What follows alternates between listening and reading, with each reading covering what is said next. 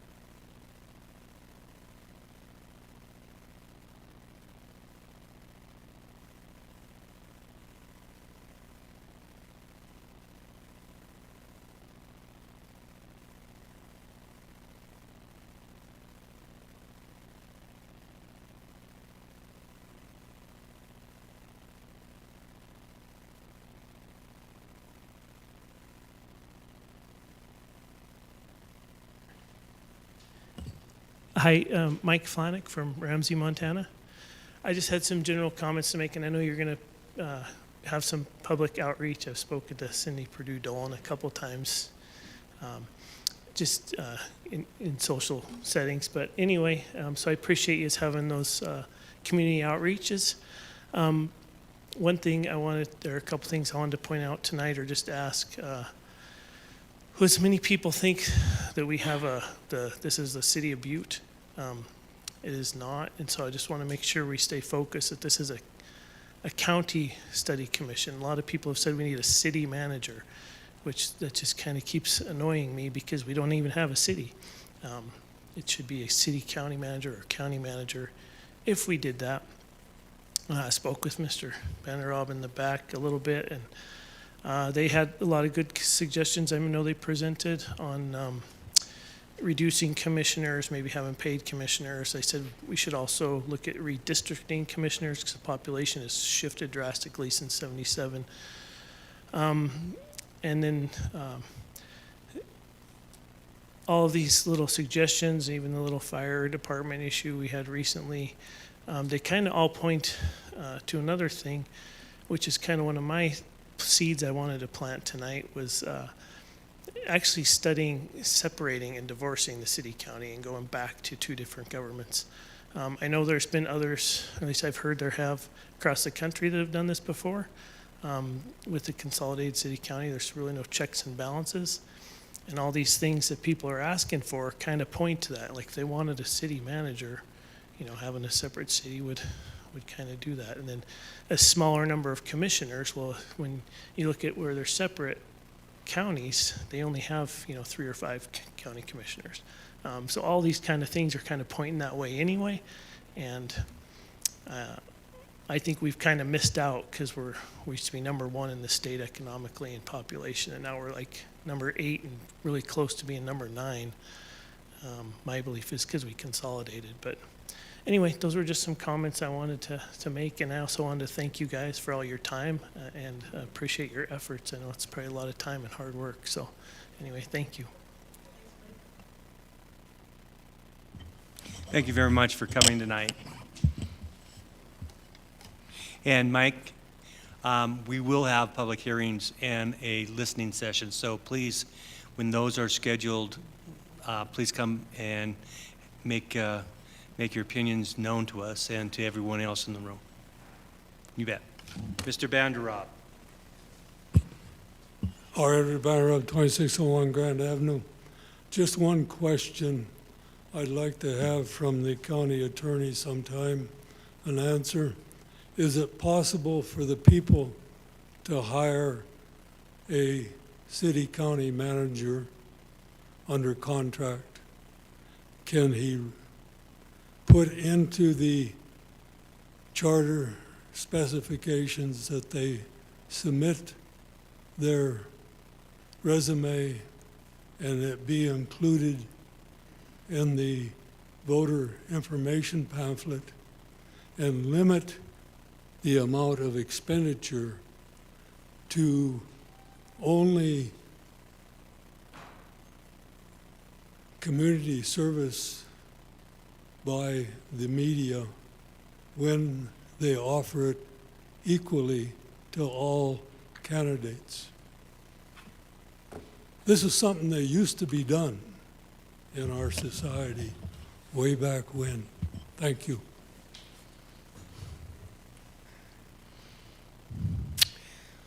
Thank you, Mr. Banderob. I would probably ask Mr. Inruth to look at that question and to report back to us for your answer, if that's agreeable to you. Okay. Matt? Thank you. Yes, I wrote it down, and I'll report back with a written answer. Okay, seeing any more public comment on any items not on our agenda? Okay, seeing none, can I have a motion for the approval of the minutes of the meetings held May 12th and May 19th of 2025? Or is there a question on those minutes? Cindy, please.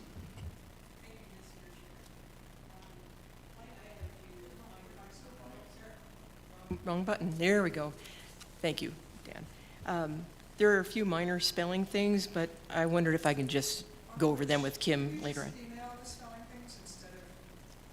Okay, well, it's easier to show them on paper than say line so-and-so on a page. Okay, the 12th is fine. It's on the 19th. Yeah. Could do that, sure. Sure. I would recommend that I would make a motion that we approve the minutes from May 12th. They look great. We had a motion to approve the minutes of May 12th. Is there a second? Second. It's been seconded by Mr. Thielen, moved by Ms. Shaw, for the minutes of May 12th to be accepted. All in favor? Aye. All opposed? The minutes of May 12th are approved. Now, for the minutes of May 19th, there is a question on the minutes. Yeah, I was going to Cindy. just in the just to save time, I thought I'd just give them to Kim after the meeting, if that's okay. Just go. Yeah. Okay. Ms. Shaw, I think that's a great idea. You'll have the corrections Sure. and given to you, Kim, and then you can incorporate them for the next meeting, Right. please. And I could also make a motion as amended, because we'll do that after the meeting, but I'll go ahead and make the motion to accept the minutes from the 19th. It's been moved that the minutes of May 19th be accepted with the amendments that will be given to you after the meeting. Is there a second on that? Second. It's been seconded by Mr. Thielen. All in favor? Aye. All opposed? The ayes have it. Thank you. Conversations with Department. County Attorney Matt Enruth, please.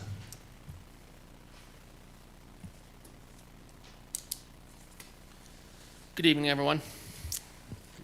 Good evening, Matt. Matt, do you have an official presentation, or you just want to jump in with the questions? No, we can just jump into the questions. Okay, very good.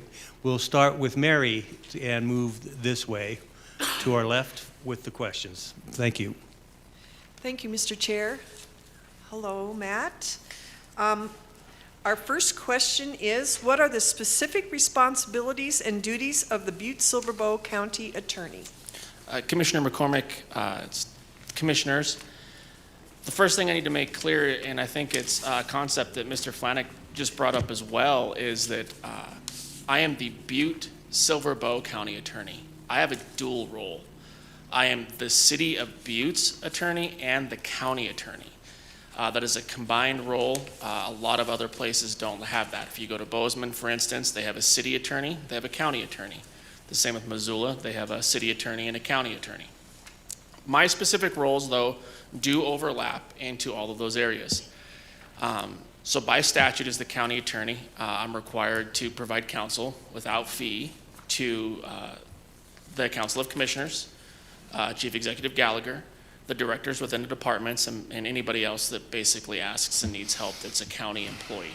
I'm to make sure that any lawsuits filed against the county or any claims made against the county are either defended, brought to the attention of our insurance company, and taken care of that way. In addition to that, my job details involve writing ordinances, resolutions, reviewing contracts for the county on a daily basis. We review over a dozen contracts in that office all the time, accepting donations, drafting those contracts. We also prosecute over 400 felonies a year in this county. I currently have, now I'm down to 6 deputies, all of whom are prosecutors, prosecuting misdemeanors and felonies. So like I said, we have over 400 felonies a year, approximately over 2,000 misdemeanors a year when you combine city and justice court. We also take care of dependent and neglect cases. Those are cases in which children have been neglected by their parents, or their parents, are drug addicts or having issues, and the state has had to step in to take care of those children. We also take care of involuntary commitments. So if an individual is in a crisis situation in which they fall into a specific category of mental health issues, we start a commitment process. They're committed to the Montana State Hospital for a term no longer than 30 days. And to help them get better. One of the other lesser known things that we do is we also do commitments to the state nursing home, which is becoming more prevalent. We've got an aging population in Butte, and we've had to do a couple of these recently. My office also helps with multiple courts in this city county. The first courts being your standard courts, justice court, city court, those deal with all of your misdemeanors. And then district court dealing with your felonies. They also have original jurisdiction over misdemeanors. Within those courts, we also have a DUI court, a veterans court, and a family drug court. All of those are headed either by an individual in my office in conjunction with the judges that are sitting in those courts, also in cooperation with other individuals from our community, such as Commissioner Thieland and some other attorneys. We also help with the guardian ad litem program in the county. While no one in my office is a guardian ad litem because we're part of prosecuting the DA in cases, that is also involved. That also deals with our office. My office does all kinds of, for lack of a better word, random things in this courthouse. For some reason, we deal with a lot of notary stuff, which we shouldn't be doing. Technically, the county attorney's office is a law firm. We should be only notarizing things in our office, but we notarize a lot of things for other individuals that are employed by the county or that the county needs. We deal with, my office, for just where it's placed at in the courthouse, seems to be an information hub. So everybody comes in, they take their first right, and we're the people they see, and we try to direct them where to go. Technically, we have a big sign that says information next door. Doesn't work. It's always us, which is fine. It's one of the things it's just happening down there. The other thing we have in our office is a full-time victim advocate. She helps individuals file temporary orders of protection in justice court for domestic violence victims. She helps with our victims in misdemeanor and felony criminal cases as well. She's their point of contact with our office. What else do we do? Obviously, I advise this commission, the Council of Commissioners, the other multiple commissions that we have. Like I said before, I deal with directors on a regular basis, answering their questions, reviewing their contracts, memorandums of understanding. And then I just have my own list of things that I've taken on as well, such as writing some new city ordinances with regards to marijuana shops and some of my own personal things like that. But that is the basis of what the Butte-Silver County Attorney's Office does.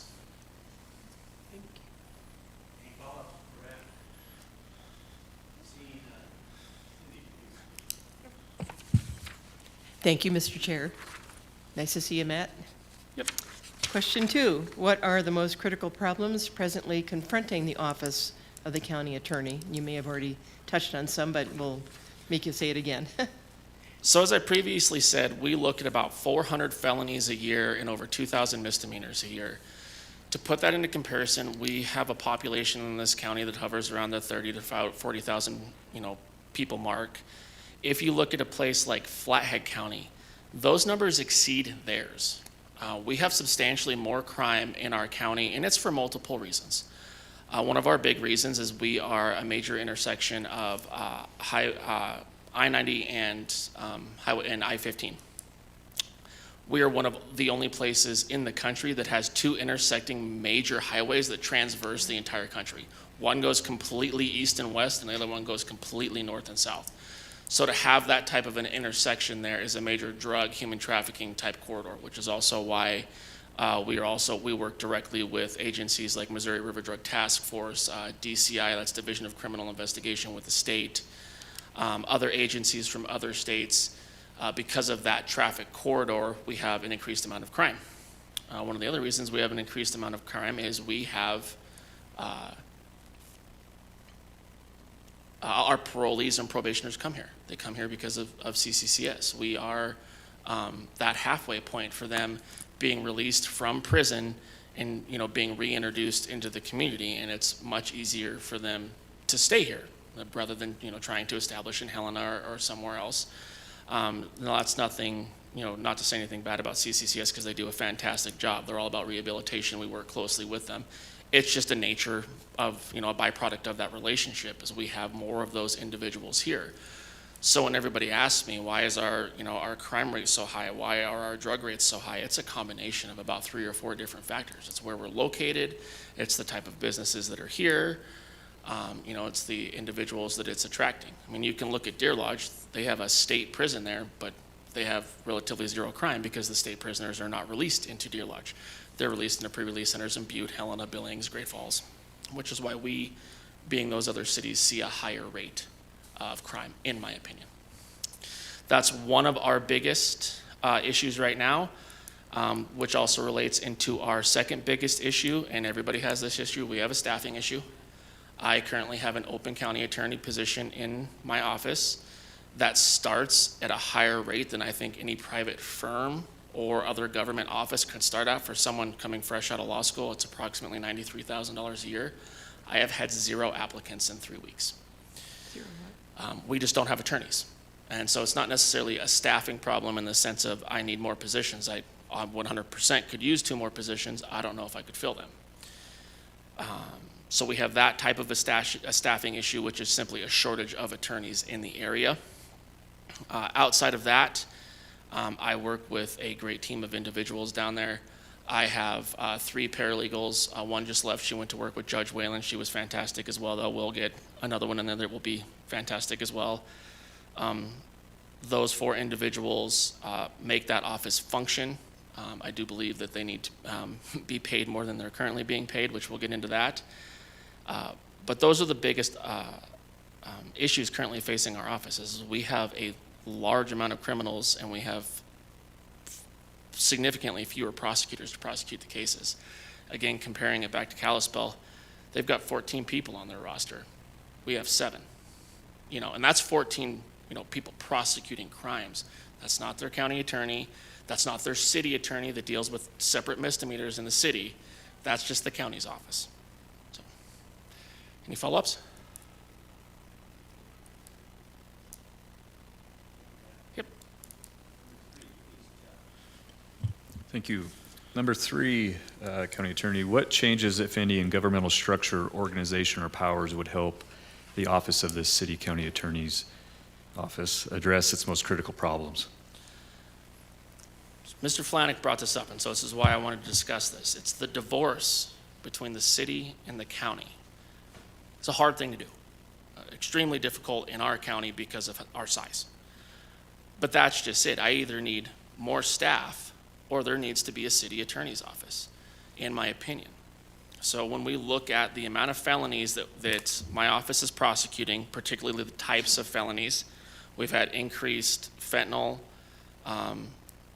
CSAM cases. CSAM is an acronym for child sexual exploitation cases, child pornography. Increased domestic violence because of the drug use. The types of crimes that we're seeing are taking a toll on the individuals that are prosecuting them. So then to also throw the extra duties on them creates a much harder place to work, and they're all fantastic and they're all working very well and very hard, but there just comes a point where everybody's going to break. And so in my opinion, a change to this particular style of government that we have is to develop a city attorney's office and a county attorney's office. And that would separate a lot of duties as well. The problem with that is we are an incorporated municipality. We can't have a city county attorney's office and a county attorney's office, in my opinion. I don't think that they could legally function the way they're supposed to, because the two entities are not separate, they're combined.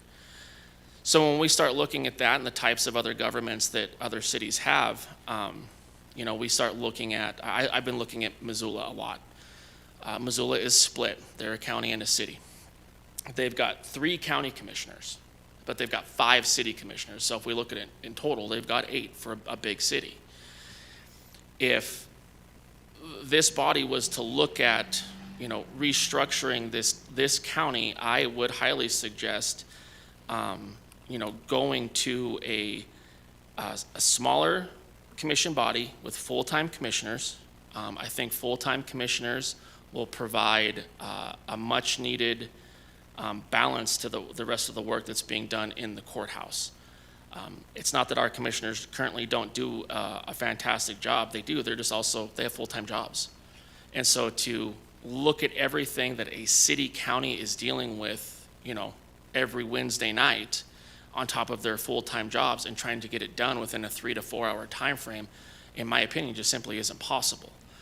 So if we start looking at the other forms of government, city mayor, or excuse me, a mayor-style government where you have a mayor head figure, a city manager, and a smaller commission, I think that is something that would be extremely beneficial to Butte. I think you would have the full-time employees that would be able to do those jobs the way that they truly need to be done. I can tell you just from my brief experience in the county attorney's office right now, I've been in there a total of 5 months as of 2 days ago. The amount of work that happens in this courthouse is absolutely mind-blowing to me.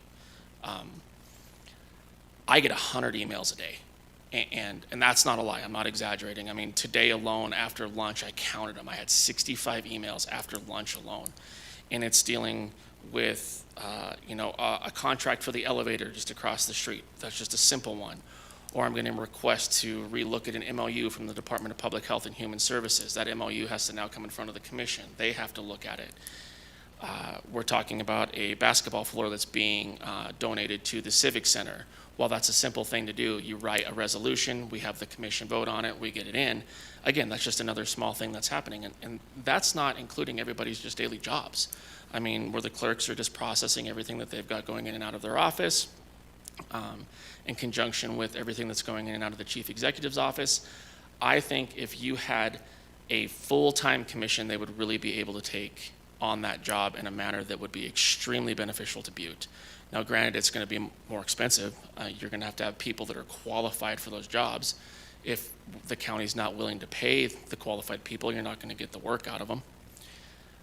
And the same with the city manager. I think JP does a really good job for all of the duties that he's taken on. Again, everybody forgets he's a city county manager. He's managing both things at one time, which is a dual job. Where if you go to Missoula, you've got a city manager and then you've got the county commissioners. I mean, they're 2 separate entities. The county's dealing with their own problems. As soon as they get outside of city limits, it's no longer the county or the city's problem, it's the county's, and vice versa.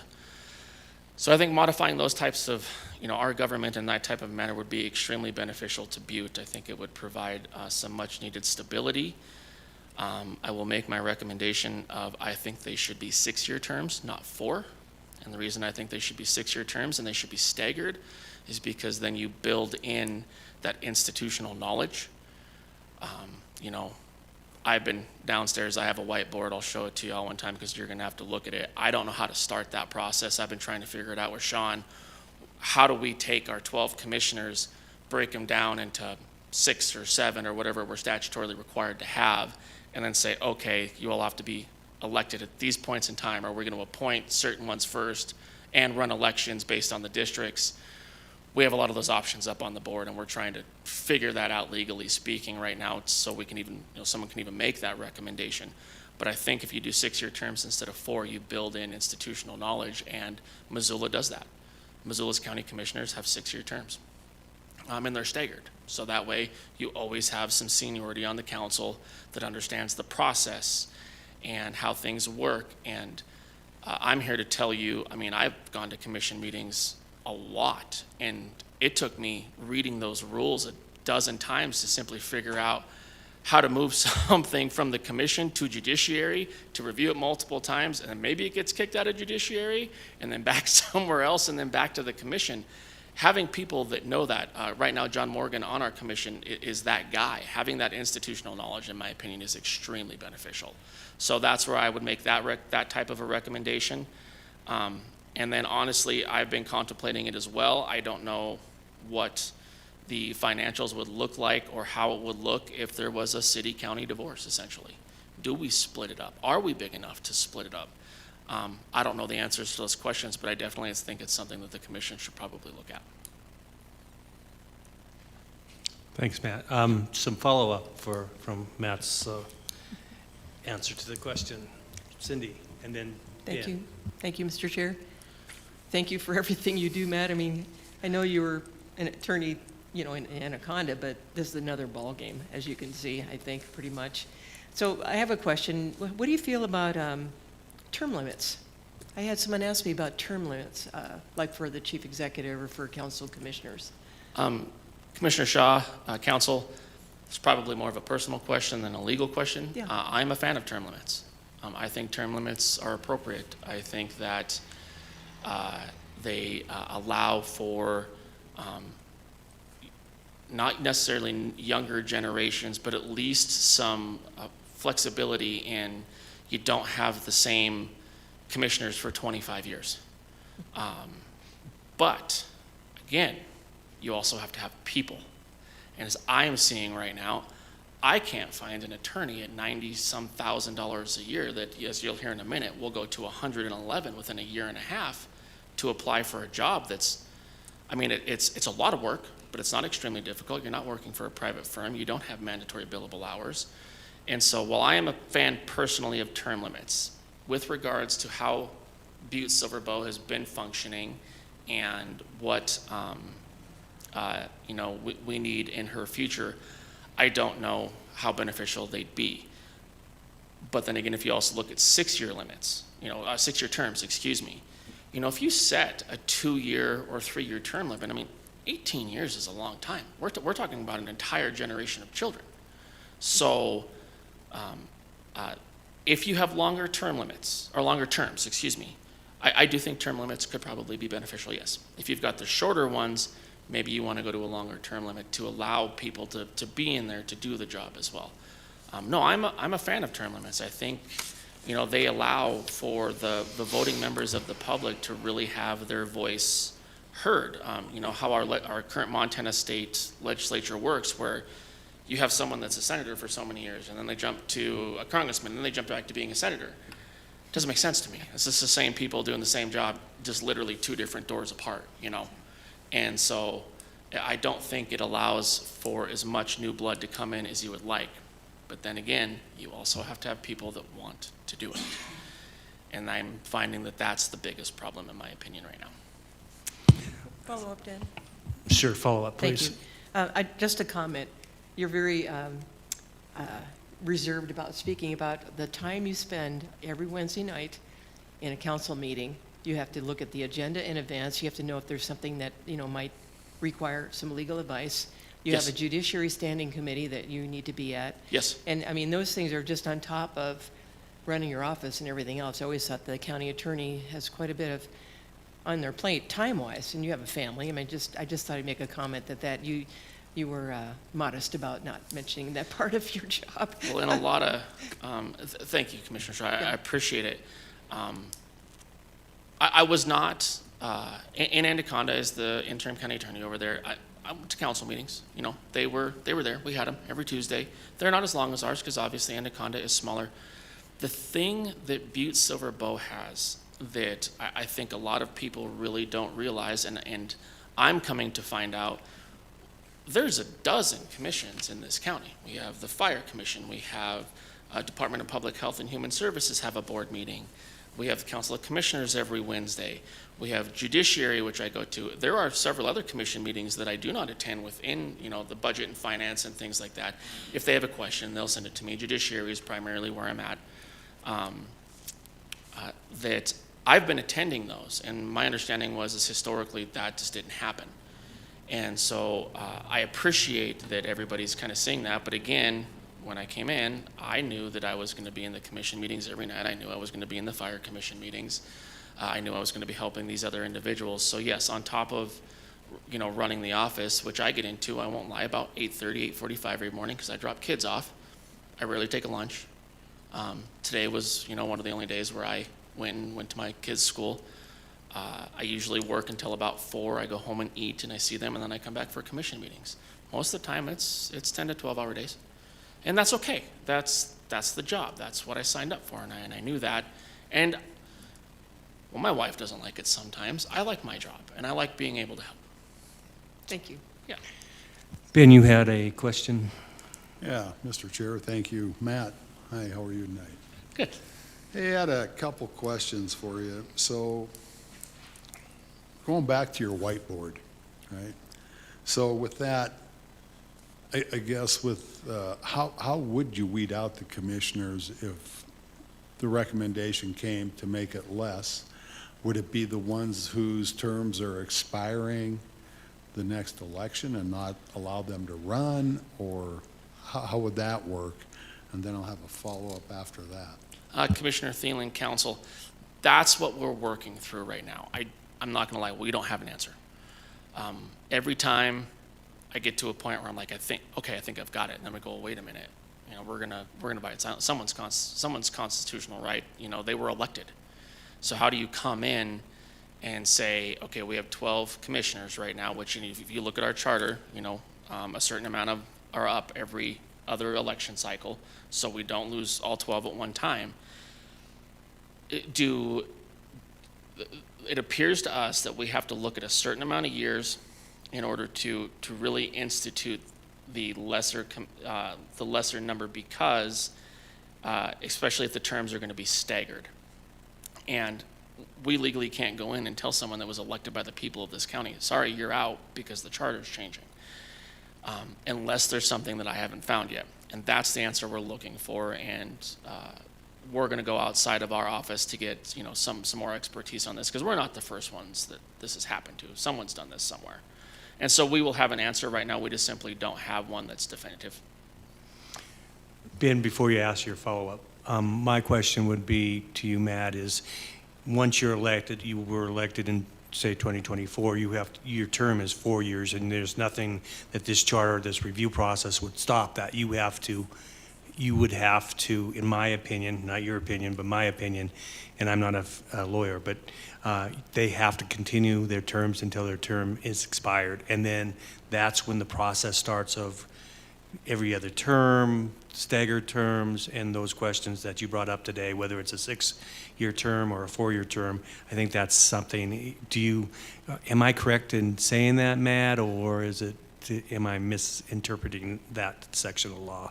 Chairman Dennehy, Council, that's exactly what our problem is. That's what we're seeing, is you're elected to that term. So we don't just get to come in and change the law and say you're no longer elected. So then the question becomes is, do we look at how we're staggered? So we have 6 commissioners that come up every 2 years, I believe. It's either 6 or 4. 6, yes, that's correct. Does the new charter let the previous 6 expire? They no longer get to run. Those positions just simply aren't open. And then we have 6 new ones, or however many new ones coming in on a new election year. But the problem is there's going to be a gap in there, and how that math works, I am not sure. You know, and obviously people can resign too, but then you need to fill the position. So we have a list of questions with side questions and possibilities, and then so we'll be, once this board comes to a closer decision on what it would like to recommend, then we'll be able to hopefully provide you with an answer to that. We just have started that process because it's a very complicated question. Yes. Ben, you had another follow-up. One more question about this divorce thing here. So, do you have any idea just how expensive that would be? Because obviously there's people that have brought that up in the county that said Butte-Silver should be Butte and Silver. So I don't know. I have a feeling it's spendy proposition? Commissioner Thielen, council, I don't know. I don't run the numbers here. That's a question for, Director Hassler or possibly the GP. When I think of it and I think about what we do as a city county, compared to somewhere, like Bozeman, everything, inside the city of Bozeman is run by the city of Bozeman. As soon as you get outside of it, then you start having these other entities come in. So, and you have to look at everything. We're talking about city sewer, water connections. The moment it crosses that border, it's if a main's hit 10 feet that way, it's a county problem, not a city problem. Right now, it's just our problem. And so the biggest question, in my opinion, if that is something to happen, is can the county, the people that would technically live outside of city limits, what are the city limits? Where would that line be drawn? Can the people outside of that support those types of services, and is that beneficial to us? And that's a big finance question, and that's something I can't answer. It's just when I start looking at, just in my office in particular, we call it divorcing. Would having a city attorney's office be beneficial? Absolutely. They could prosecute misdemeanors. They could do all those things. But then, are they just prosecuting misdemeanors? Are we calling them a city attorney's office? Or are they just, someone that's hired to prosecute misdemeanors on behalf of Butte-Silver Bow? That's something that I've kept in the back of my mind. We are Butte-Silver Bow County. Right now, I don't know if we're large enough to have that split and have everybody survive. We're realistically, we're a pretty tight-knit community. All of a sudden now, Beef Trail is no longer a part of the city, and we don't have I look at the law enforcement. We have Butte-Silver Bow County Police Department. You go to Bozeman, they have city police, and then they have county sheriffs. It's two totally different departments. The split would be extremely difficult. So is there not more funding for the city and the county instead of combining it? So per se, wouldn't there be more for like the police and the sheriff? They're funding for both, and the volunteers and the paid, is there funding for both? Commissioner Thielen, council, I don't know the answer to that question. I've got a budget book that's down in my office that's approximately probably 200 or 300 pages long, and I've only looked at 4 different pages in it, and that's because they're mine. But you're talking about a tax question. I have general legal tax knowledge. You're talking about if you're in the county, you're paying county taxes for your county sheriff's department or your volunteer fire department, who's levied their special mills for you to pay for them to be but you're no longer in the city. You're not getting a city police officer or a city fireman. You're getting a county sheriff and a county fireman or volunteer fire department, wherever they're at. That's where, when you look at Butte, in my opinion, and I've looked at the map, while some of the ideas of splitting it may be appealing, the overall prospect of it, in my opinion, I think could be much more detrimental than people really think. So, we're that right size to be a city county. We really are. You start going outside of it and trying to make us 2 separate entities. I think you start, you take your pool of money and you make it significantly smaller on one side, and larger, here. And Butte's expanding. We're expanding out farther. We've got Blacktail Loop that's hopefully going to be expanded. Would that be included in the city county? I don't know. Right now they don't have water infrastructure out there, city sewer. Beef Trail doesn't have any of that. Would that be in the city or the county? Walkerville, which, they're their own thing. They do their own stuff up there. Would they, would we be talking to them to come in, or would they be part of Silver Bow County? Those are a lot of questions that I think the commission can look at, but I think are much further down the road due to our current size. Thank you, Matt. Yeah. Matt? Thank you, co-chair, or what's your substitute title today? I don't. President. President. Thank you. Thank you. Thank you, Matt. Thank you. Appreciate it. I just want to make sure that I'm clear. It sounded to me like your recommendation was to explore the divorce.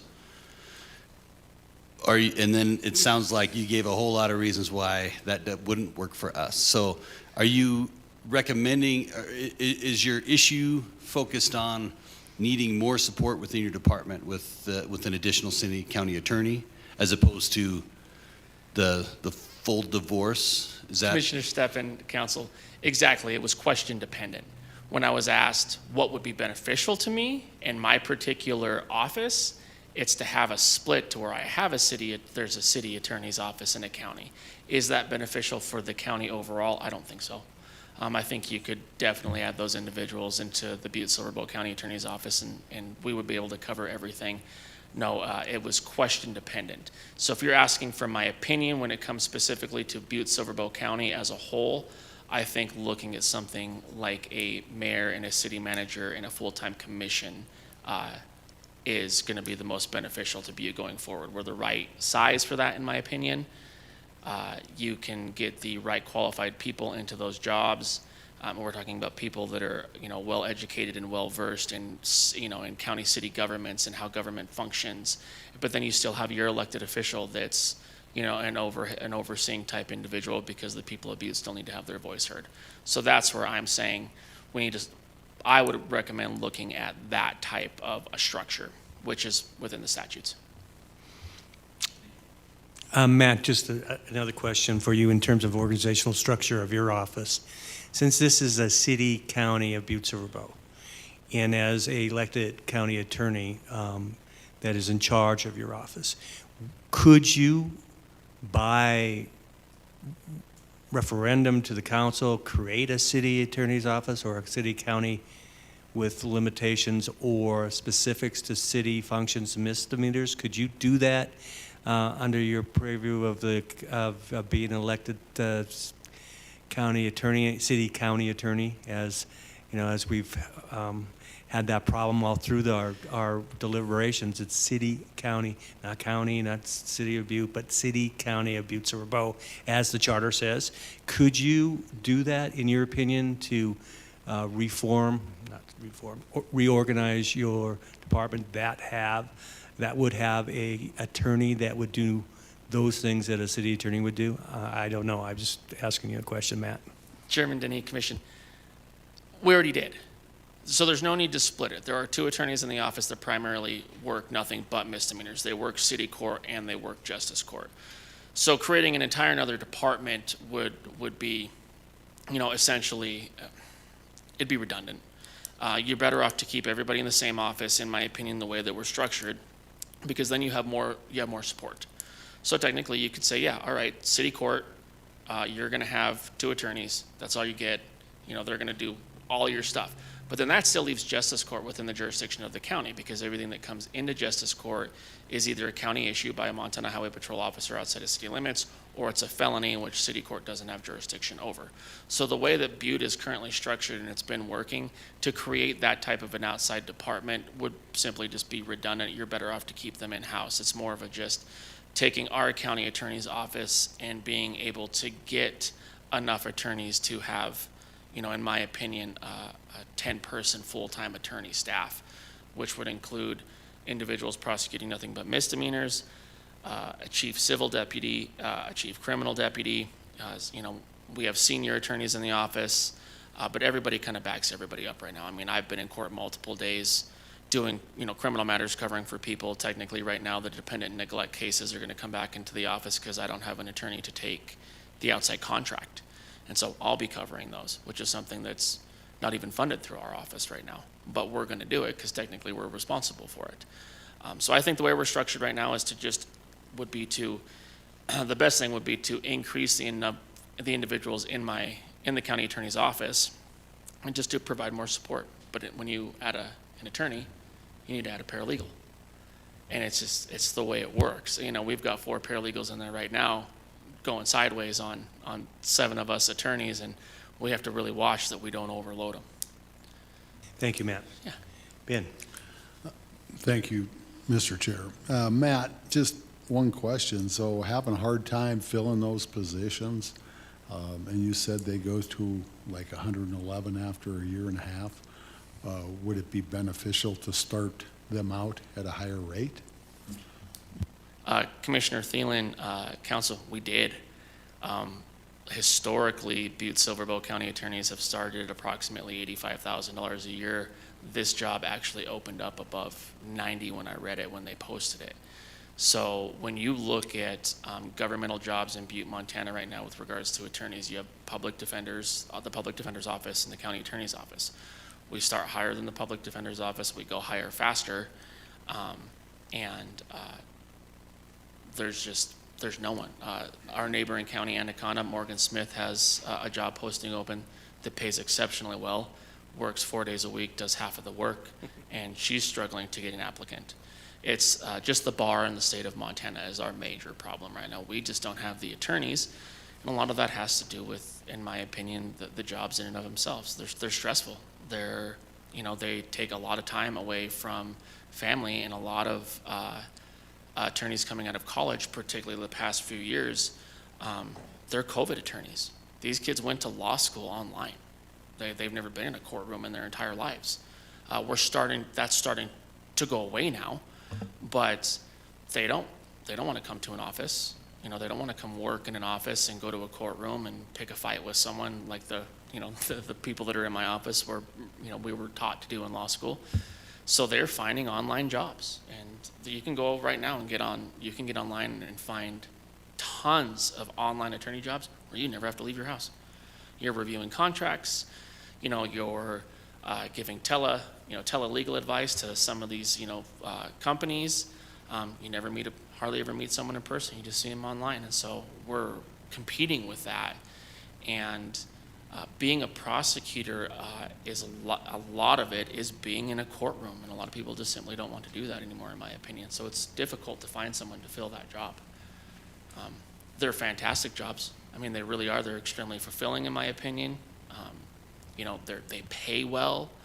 You have benefits. I mean, I was in the private sector. You can make a lot of money in the private sector, but then you have to pay for your benefits, and you work, and there's a little bit more balance in some of these government jobs. And so it's just, like I said, I think we have an attorney shortage is the biggest problem.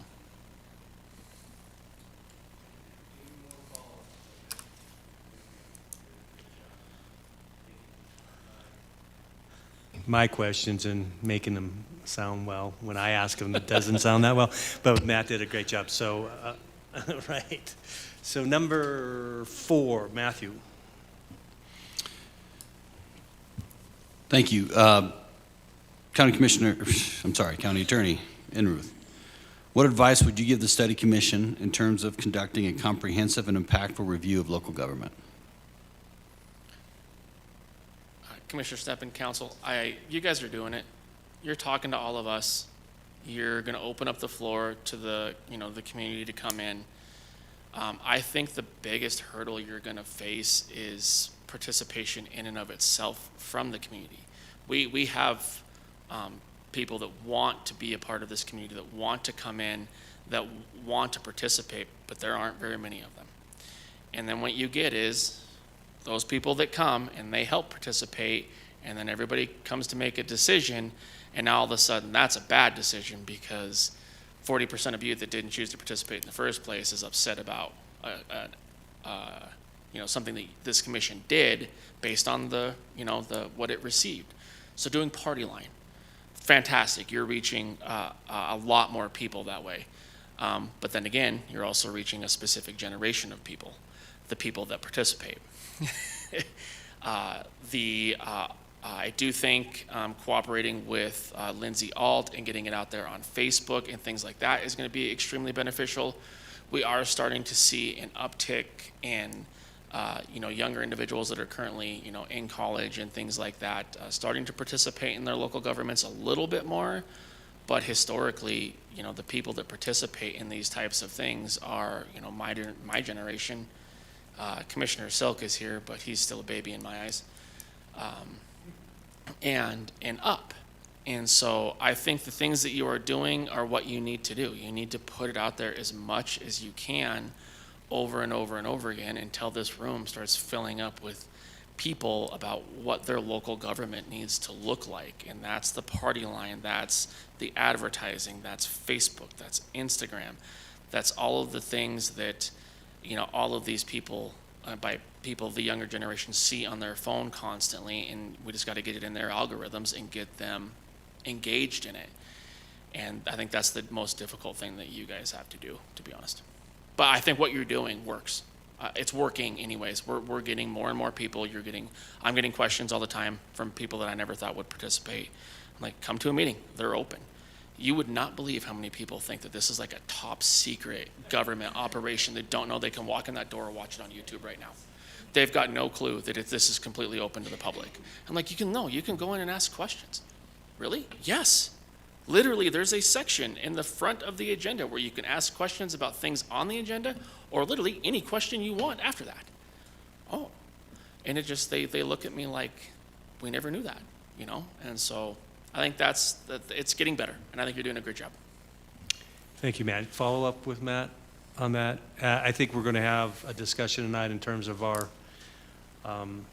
marketing, advertising, Matt, and see if we can make a decision on that, and hopefully that'll get some word out too, but we appreciate your comment. Yeah. Number 5, Barry, or Ben's up. Oh, Ben, you've been on the microphone all night. Number 5, Ben. Thank you, sir.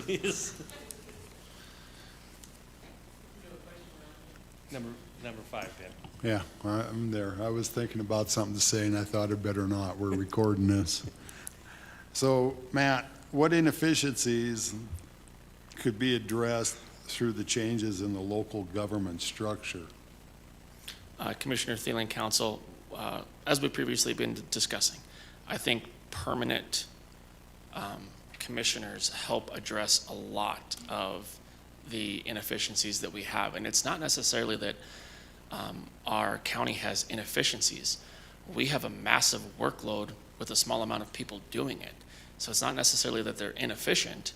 It's that there's just so much to be done that it's not getting done in a timely manner because there's not enough people to do it. Again, I'm missing someone in my office. You know, I know other offices have got some openings. We can't fill our jail. Realistically, I don't think any type of structural change to government fixes that. I think that it is a quality of candidate thing that's a big problem. You know, Butte needs to, hopefully, I mean, Butte can start drawing in, you know, more people to work here and things like that. But again, we have a limited amount of jobs, and we have a limited amount of ability to pay people. You know, when you live in Butte and you want to, you know, the jail positions are open. They pay well, in my opinion. If I'm not mistaken, they're $3,500 every 2 weeks or something like that. And I mean, you're talking approximately, you know, $7,000 a month or $5,000 a month. I can't remember if they're 25 or 35. That's approximately a $50,000 a year job. That's a decent job. But you know, when someone can go make the same amount of money and live in Deer Lodge and have half the cost of living to doing the same thing, it's a problem. So it's a combination of all of that where realistically, I don't think changing any part or any aspect of this government would make anything more or less efficient. I think everybody that is here is doing a job that needs to be done. And in order to make things more efficient, you may simply need more people to do them, to get them done. And it's not necessarily, again, efficiency, it's just the amount of work that is there that everybody has to do. You know, I can think off the top of my head a couple of departments that only have 1 or 2 people that they're not inefficient. You know, they may be behind, but it's not because they're inefficient, it's because they're understaffed. You start looking at things that the state is requiring us to do now, specifically with regards to licensing vehicles and how much we're going to be reimbursed for that. That is now all on the county. You know, where the state used to be a licensing agency, it's the county now. The county's responsibility. If you live here, you have to come, you have to pay the county. The state's going to reimburse us 10 cents per transaction, when in all reality, each transaction is going to require a minimum of 4 pages. I'm sure Lori Durkin's gone over this if she hasn't. You know, we're 50 cents into a transaction that they're going to give us 10 cents back for when it's their job to actually do it. So with the state putting more things on the county, I don't think it's an efficiency. I don't think we have enough people to do the jobs that we have. And if we started, you know, taking things away. I mean, you can look at, you know, the road construction guys and things like that. You know, I've had people ask me the questions, well, would it be better to hire someone privately? Who? Every private guy in this town, you have Jeffrey Contracting, you have Hoffman, you have these, they do big highway jobs. They're not gonna go down and fix the pipes on Dewey. You have to have your road department, and you have to have those guys doing those jobs for the county, or they're not gonna get done. And again, the reason, you know, it takes our county guys to do an entire city street, you know, a summer, you know, in the summer, is because they don't have as many people as those other big crews. And so again, like I said, we have a lot of work that we do, I think, with a very small number of people. If that answers everybody's question on it. I kind of got off on a tangent. Thanks, Matt. Any follow-up, Matt's response? Let's just go back to the jail for a second. Yeah. It's after talking with the sheriff here a couple weeks ago, the state has increased the starting pay for the detention officers out there to $26 an hour. So that's already going to be more than they get here. What is your thought if they build that women's prison here and start them at 26? Should we bump these guys up to the same pay rate? Commissioner Thielen, Council, again, that's probably more of a question for CEO Gallagher or Director Hassler.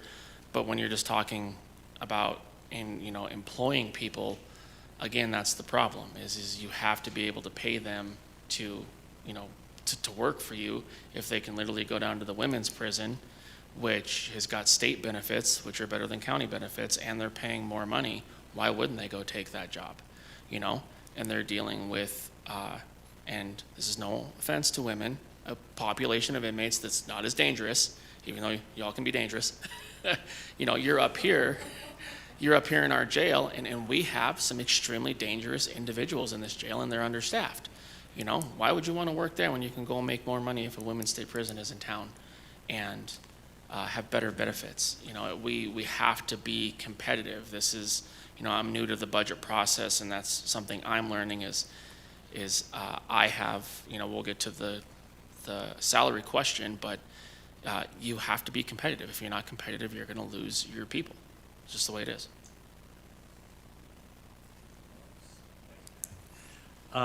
Number 6.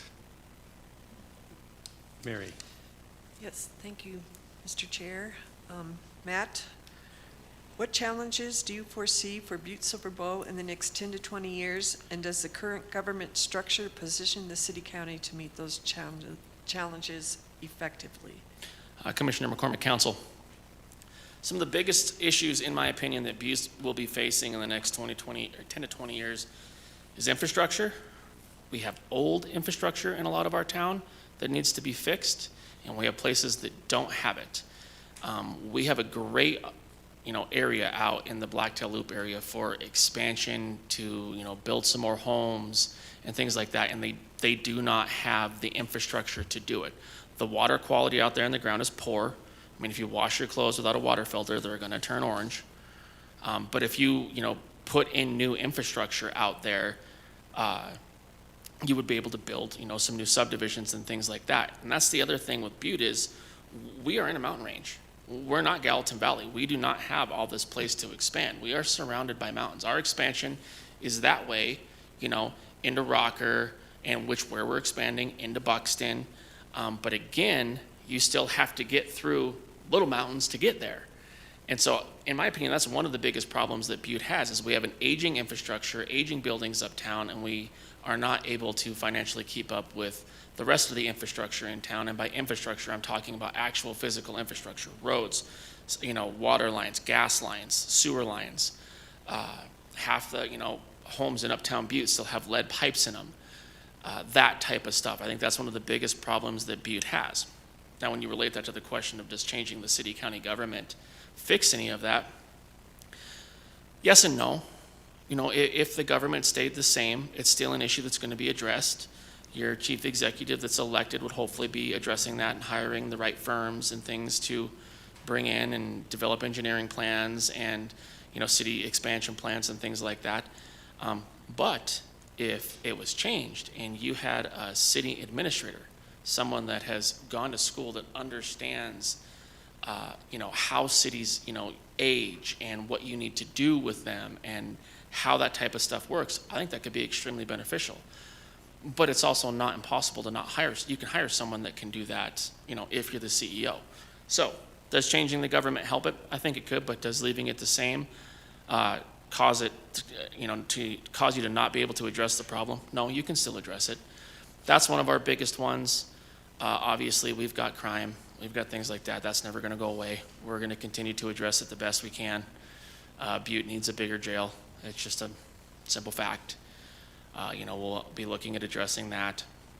We're prosecuting crimes as quickly and as fast as we can. Our courts are moving faster.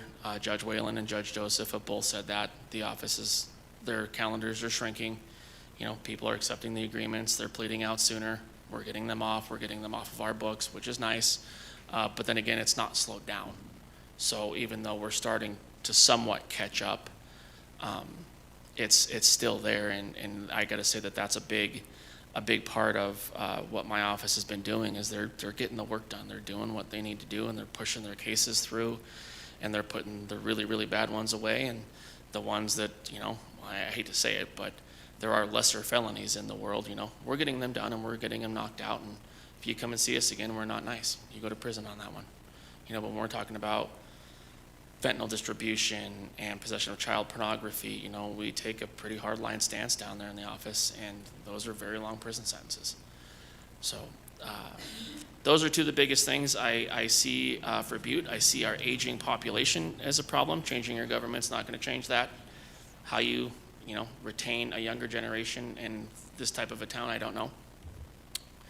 But I think that we're pretty stable for the moment, and I'm hoping that, with the right people in place, which I currently think there are, and the right people in the community, which I currently think there are, I think Butte's going to continue to grow and expand the way it needs to at a pace that it can handle. We're getting Tractor Supply, we're getting a new the new mall. I'm going to call it a mall, but it's not. It's, the stuff that's going out down by Walmart, by the Chevy lot, some new businesses and things like that. We're starting to see and understand what, types of businesses are going to do well in our county and stay here. The one thing that I will say that I think Butte-Silver has done a fantastic job of is revising uptown. I've never in my entire life seen so many stores uptown. I mean, I just walked around the other day and there's half a dozen clothing stores up there. It's great. And we've got multiple restaurants up there now, and I think that has a lot to do with the people that are currently, in the county working, in our, I'm still learning all these, but our TEDs and our TIFs and our bids and all of these tax things that are, bringing these types of businesses in, and we're growing, we're going to continue to grow, and so I think that either form of government will still allow that to happen. I think that changing the government up may provide maybe for in the future, someone with an educational background on how to continue developing your city and growing it at the right pace would be beneficial. But then again, you can hire that person if you really need to. So. Thank you, Matt. Any follow-up? Cindy?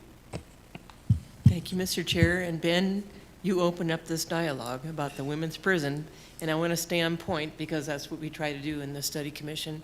But what challenges do you foresee for your department and I know it's a prison, they're already been convicted in some place, but just the negative element that I foresee, and we are trying to grow, and we are trying to get more people to move here with families, and we have pre-releases finally going down to the south end, which I thought was a good idea because it was really difficult when my district, with the pre-release department right here in the middle of our uptown.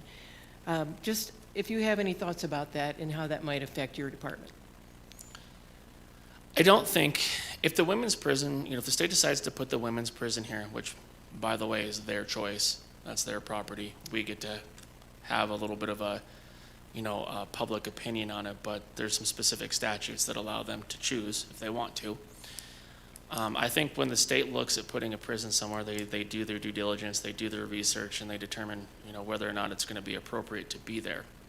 When we compare this to Deer Lodge. It's the men's prison. It's one of the most, we'll call it like free prisons you can imagine. It's a ranch. I mean, the Deer Lodge prison is a working cattle ranch. I've hunted it. I mean, I've gone out there and there are prisoners driving trucks that they could drive right off the lot. And there's a specific attorney general, and if he's watching this, he's definitely going to puff his peacock feathers now, but Patrick Moody, who has taken over all of the prison cases, and he is very, very good at it, and he is talented at it. So anybody that escapes, anybody that does anything in them, he prosecutes all of them. And it's come to the point you're not seeing them as much. You're not seeing the escapes. You're not seeing as many people try and walk away. And your major walkaways tend to be from pre-releases, which for those of you guys that don't know, that is still considered essentially a prison, a Department of Corrections facility. If you walk away from that, it is escape. But Patrick prosecutes them so well that they're becoming less and less. And so I don't know what the state's plans are for the type of prison they want to put out there, but I got to imagine it's going to be quite locked down and there's not going to be as much freedom as they've got in Deer Lodge.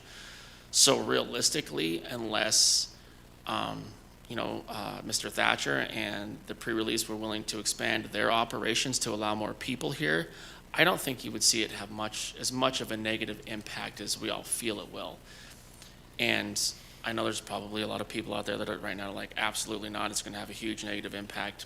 This is coming from 10 years of experience, from a public defender to, private practice, major criminal defense, federal defense, dealing with escapes, going to Anaconda and coming here and seeing it throughout the entire state, that it's a prison, it's there, it's locked down. Will we see some possible escapes or someone trying to escape? I don't know.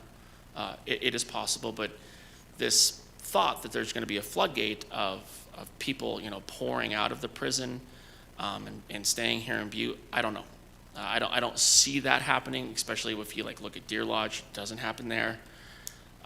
But then again, the Deer Lodge prison's out in the middle of nowhere. It's not in someone's backyard. And so that's, where Butte, I think, is probably having that issue with it. It's right in our backyard. Will it bring jobs? Obviously. Will it, provide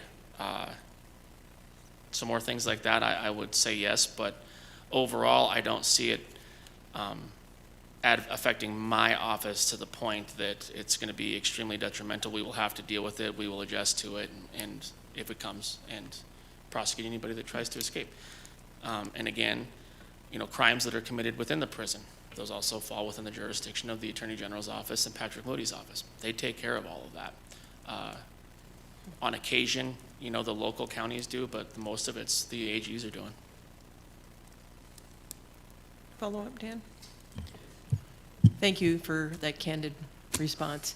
I think of the word stigma. I mean, that's human nature. People that live down there, I mean, we're doing a lot of development down the south end of town, and awesome.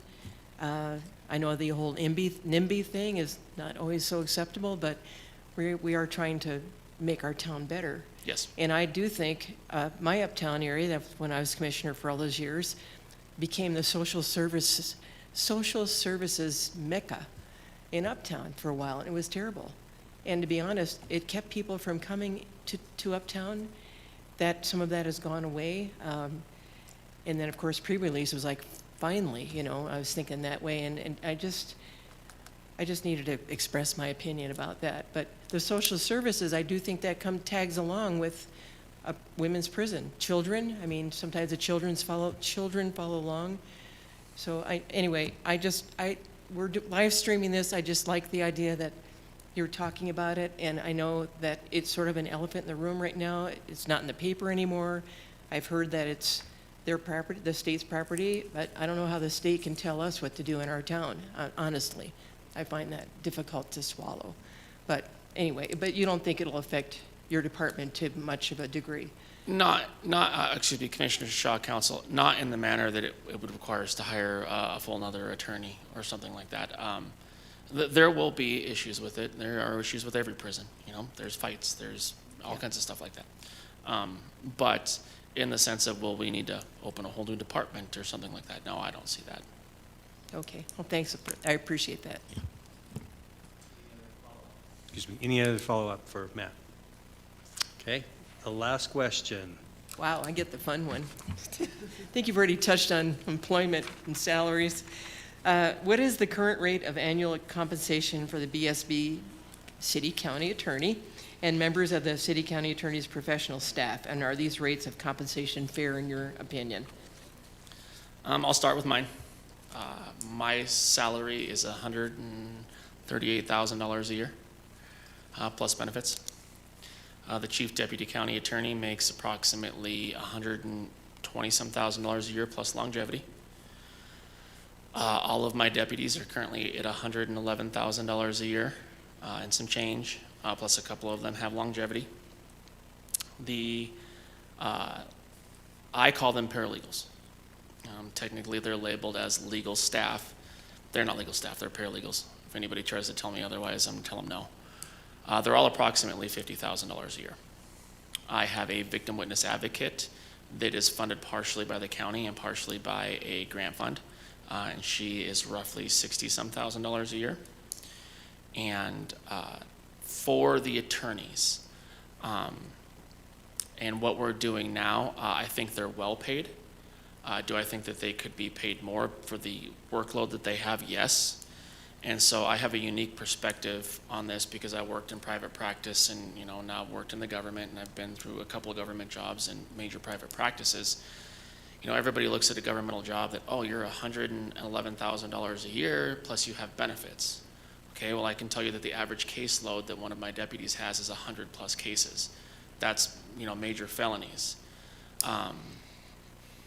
We'll talk about a standard, drug possession felony. First-time drug possession felony. I mean, they're going to be 5 to 10 hours into that thing, that one case. They've got to review discovery. They've got to talk with defense counsel. They've got to go to court at least 2 or 3 times. They've got to draft a plea agreement if the individual is willing to accept it. They've got to draft a judgment, any possible motions. That's simple. That's like as simple as it gets. We don't have simple in this town. The majority of cases that we have in this town, and it's because we also have good public defenders, they fight for their clients. And so it is a lot of work. The amount of times I have come into the office and there are individuals in there working on a weekend blows me away. And I sneak in, I have 2 doors. It's kind of nice. I can sneak in through the chief executive's office or through the county attorney's. And so a lot of times I just sneak in through the chief executive's office and I go in my office and no one has any clue that I'm there. And they're in there working on the weekends because they have to. This isn't because they're trying to build comp time or they're trying to do anything. It's because if they don't, their caseloads will get so far behind, they will never get caught up. And so do I think their salaries are good? Yes, they're well-paid attorneys. But when you look at how much they make compared to individuals in the private sector that are putting in the same amount of work, they're paid less. And that's even taken into consideration their benefits. The way a lot of these big firms work is you have mandatory billable hours. Most of them are anywhere from 1,500 to 1,800 hours a year. But a lot of those attorneys, they have a base salary of $100,000 to $115,000 a year plus benefits, and then they make a bonus. And so, when in comparison to private practice, I think they are paid well, but I think they could be paid better, yes. I think my paralegals are underpaid. They do so much work. The 4 paralegal positions that we have, like I said, are approximately $50,000 a year. Currently right now, the Silverman Law Firm, which is a private firm in Butte, they pay their paralegals starting out at $30 an hour. They're $60 an hour. Or, $60,000 a year. Paralegals do legal assistants, whatever whatever you would prefer to call them in my office. These are the individuals that make sure all of the discovery is in. It's in the files. The files are prepped. They help draft charging documents. They help draft motions to continue. A lot of kind of the standard smaller stuff. It's not really big. It's repetitive stuff, but there is a lot of it. Any given Wednesday or Thursday now, we have our standard court dockets for Judge Whalen and Judge Joseph. After those days are done, and we roll through, 50 different cases in a day, someone will get up and the court will ask for an update on the case. This is where we're at. Is it change of plea? Is it trial? Is it, does it need to be continued X, Y, and Z? Each one of those cases is going to have an order, a possible written motion that needs to be attached to it. The paralegals do all of that because the attorneys go back to their office and they're either writing judgments from what they did that day, when people actually pled out, or they're negotiating plea agreements and drafting those documents. And so when you look at the amount of work the paralegals do, legally speaking, it's vast. That doesn't include answering the phone. That doesn't include returning emails. That doesn't include talking to people at the window. That doesn't include setting up meetings or thank God for my paralegal. Pam keeps me straight. And Teresa and Lori, they're fantastic. I come in and I go to court. They've got my files ready. They've got Ann's ready. They've got anybody else's that have asked ready for them to go in, so we can just go. I don't got to go dig through my drawers. They are the people that make that office run, and in my opinion, they are underpaid. Now, the question becomes is how do we have to find funds to raise their salaries, and I understand that, but my honest opinion is they're underpaid and they need to be paid better. The one, kind of big elephant in the room with regards to my office is the dependent neglect cases. We currently don't do those. They are through an outside contract that is approximately $120,000 to $125,000 a year. It requires a full-time paralegal, and I would say almost a full-time attorney to cover the dependent neglect cases in this county. $120,000, $125,000 doesn't cover that. You need at least $250,000 in my opinion, because you got to pay a full-time attorney, a full-time paralegal, and their benefits, plus all the additional costs that go with that. Just paper and computers and all of that stuff. So I think that all of those salaries are fair. I think that they all make, the attorneys all make good money. I think the paralegals need to be raised. My salary is fine. I think when you run for a public office, you know what your salary is. Shouldn't complain about it. Are there county attorneys that make more? Yes. In smaller counties? Yes. Are there city attorneys that make more in smaller cities? Yes. But again, you run for the job, you know the salary, you know what you're getting into. If you're leaving private practice and then you come in and you're complaining about your salary, that's on you. But the county attorney in this county is well paid. In fact, something that kind of came up today, which we thought was funny, was our chief executive here and the county attorney are paid more than the governor himself makes, and also than the attorney general. But everybody forgets that they also get per diem and places to live and food and security and airplanes and things like that. So we have to look at it, all relative to what it is. The city attorney in Bozeman, I believe her salary is very close to mine. But again, she's running the city of Bozeman. It's a big city. And then there's a county attorney there, and I believe, the county attorney's salary is probably close to mine as well, but she's just running the county. Those are big offices. Where you look at mine, and it's the combined, which is why you get the higher salary for the smaller style of city. So those are my opinions on the salaries, and I'm going to work like hell to get my paralegals raises, pardon my language. Any follow? Yes, Kim. Thank you, Chairman. Dan, are your paralegals a member of the clerks union or a separate paralegal union or anything? No, they are not part of any union. Okay. They're on their own. Thank you. Any other follow-ups? Seeing none, that's the conclusion of our questions. Matt, thank you very much for your comments, and thank you very much for your candid response, and have a lot to think about, but that's good. And for future reference, if you guys want to call me back up here on another Monday to do this when everybody else is in here and we have more questions, I am more than willing to come back. I think that the monumental task that this council has in front of it is huge, and any help that we can give, we will. Like I said, you can email me questions, you can do all that stuff too, which we can talk about that when we get into reviewing the charter. Thank you, Matt. Thank you. Does any need?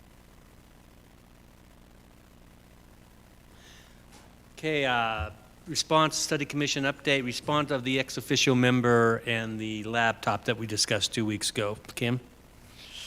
Hi, thank you, Dan. I don't have any update. I did immediately put out an email to IT, to Kathy, mainly at IT, and I talked to her tonight. She's checking with Karen Hassler at Finance and Budget. I think we'll probably have to put a PO in, so the question is, who does it go to and where does it go? So she said she'll get back to me and with some specs and everything like that, then we'll put a PO in and hopefully get that going. Cindy? How's that little thing doing there? How's your computer doing? Is it any better or is it worse? Yeah, oh or- yeah, it's just slow. I okay. just, yeah, it's fine on a day-to-day basis. It's just, Just kinda keep your fingers- frustrating. Keep your fingers crossed, you know, okay. it's like, okay, if I want to do this at 4, I better start the computer at 3:45 because I haven't had it fully charged, and then it's really slow, or, yeah. So Kim, you're going to keep us informed next Yes. week, and then you'll have a bid Yeah. price. And Hopefully, I'll just keep you informed over the okay, and the then course of the, then the commission can look at that and make a Yeah. decision. yeah. Because I got voted down last 2 weeks ago, so I just that's still in the back of my memory. Just kidding. Won't be the first time there. So anyway, yeah, great. So we'll revisit that once you give the full information to us. Thank you.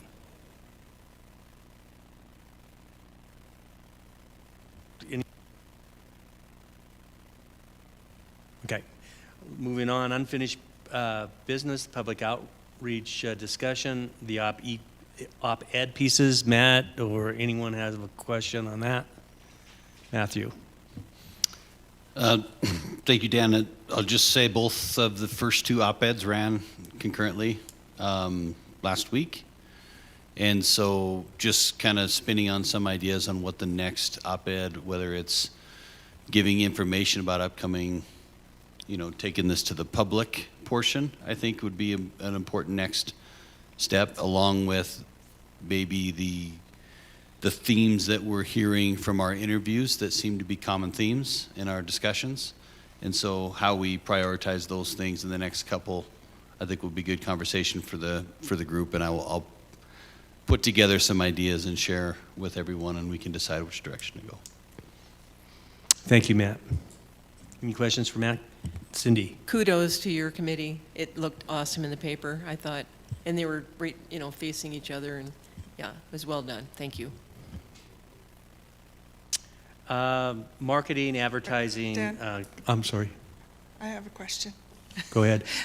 Thank you. Matt, did you just submit it to just the Montana Standard or any other newspapers? You know what, I did. I just submitted, and that's my fault. I haven't sent it to the other agencies. And Do you have plans, like just to get more coverage in the weekly and Larson's paper? yeah, I thank you for sending the contact info. I'll follow up and make sure that they're Okay.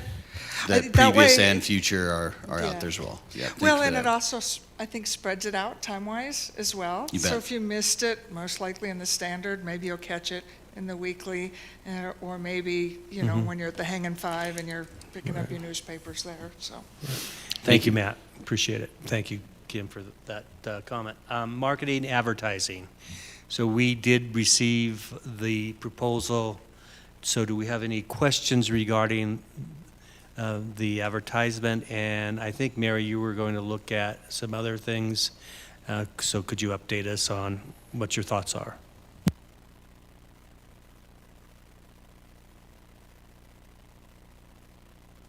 No, I had some thoughts that I presented at the last meeting, and if Shanna Adams is here, if maybe we could call her up to the podium and we could just clarify some things with her. Shannon, would you like to come up and talk to us a little bit? Thank you. There we go. Hi, everyone. I'm Shanna Adams. Some of you I know, a couple of you I don't know, but yeah, thanks for having me. I have a couple of things to talk about, but if you want to ask your questions or... Okay. So just kind of an update. So my scope and fee has been turned into a professional services agreement. This is the county template. So this will go before the county commissioners on the 18th of June for approval. After meeting with a couple of commissioners, we made just a couple of minor changes to the cost estimate, pulled some of the dollars out of the project management task and put them in a couple other tasks, didn't change the bottom line dollar amount. But I have one copy of this. I don't know if you all received one, but I'm happy to leave this with you. And then after meeting with a couple of the commissioners last week, I laid out some of the tasks that need to be done for the public outreach and education and put them on a calendar over the next 3 months. So this is a rough draft. So I have June, July, and August in here. So this would be print media, social media, radio podcasts, listening sessions, the public meetings with civic groups in the community. Excuse me. So I have this as a draft, and I have copies I can hand out to everyone to kind of take a first look at. And I'm happy to talk about some of these things now, or we can set up a meeting later to do that, or email, however you guys want to do that. Shannon, why don't we distribute that now, so our review, and maybe we can review that this week, and maybe if there's questions, have you back up for some discussion.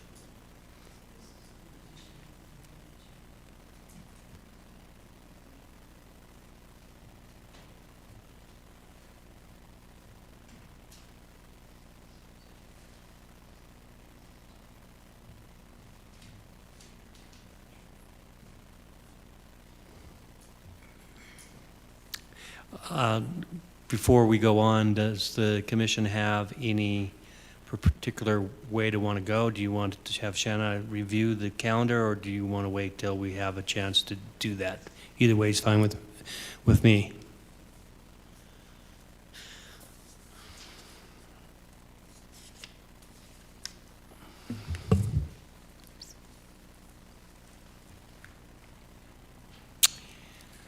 Just looking at your time frame, Shannon, it's right exactly where we're calling for public input and listening sessions through the summer of this year.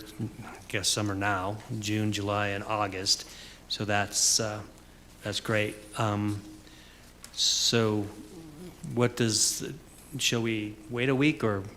Okay, let's wait a week and review it. If we have any questions, can we email you directly, Shanna, on, is Shanna, right? I'm sorry. Yes. Okay, sorry. Shanna, any questions we have, can we email you that, and then you can respond directly back to us, so we have those discussions. Yeah, that works great. And in fact, I could email this in a PDF form to all of the commissioners, and maybe point out a couple of key dates and Very good. questions that we'll kind of need to nail down sooner rather than later, and send that to everyone tomorrow. Great. And then I guess you tell me if it's best. I mean, we can kind of communicate by email, but I'll plan to come to all of these Monday meetings. Oh, great. So Good. I can be That's at probably the a good next idea. Yeah. Monday meeting. Okay, great. Thanks, Shanna. I think that sort of direction is perfect. So if you can PDF the information and cross-reference your original proposal, give it to us this week, and then we can have any questions or ask you any questions over email or personal next week. Thank you. Any other questions or comment for Shanna? Seeing none, thank you very much.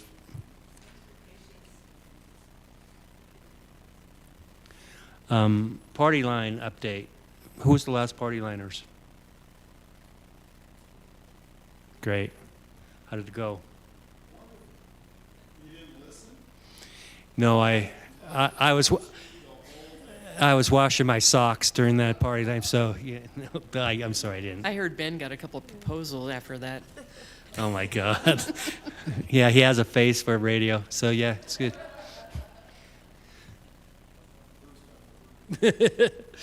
Okay, great. Do we have I guess Raylan probably has starting the, is there a second in June? Who's a, Chad and, Yeah, that, I believe it's Lori, Cindy, and myself. Okay, very good. On June 21st, I believe. very good, yep. Okay, perfect. Some commission visits. I know that Raylan sent out a letter today. She sent it to the commission, setting up meetings, I think, at the end of June, and I don't have a calendar in front of me. That letter went to the council's secretary. I'm sure they're going to get back to us fairly quickly, and we'll leave it up to the council how they want to, separate the councils to one week or the other. And Kim, do you have update on that?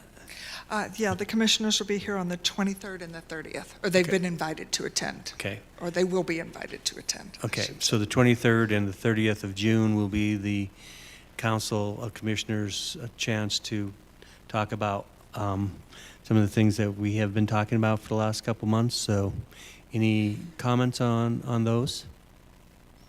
Matt?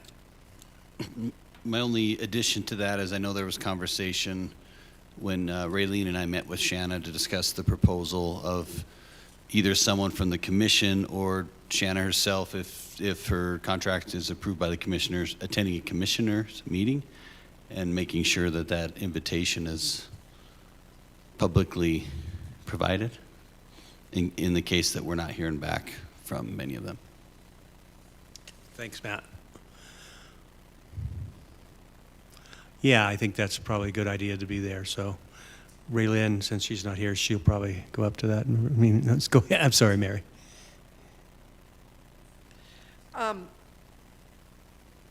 I drafted some questions for the commissioners, and then added a couple more. I'm hoping myself and Matt and Ben can just spend a couple minutes tonight going over that. I think we need to narrow them down, because if we're, I mean, potentially, we could have 6 people in one night, Mm-hmm. you know.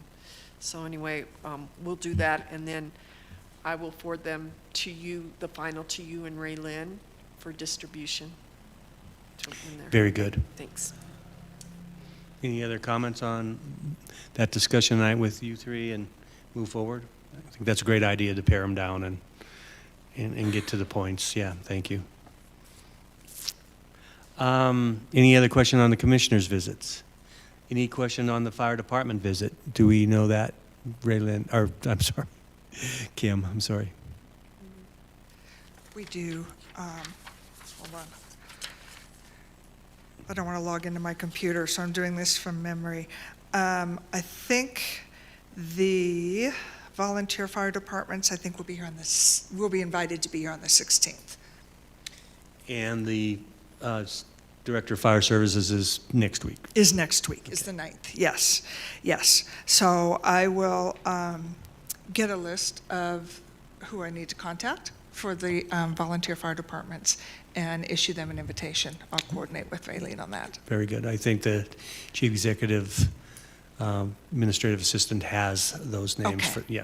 Okay. Thank you. Any other questions regarding that? Okay, seeing none, subsection D, charter review with Matthew.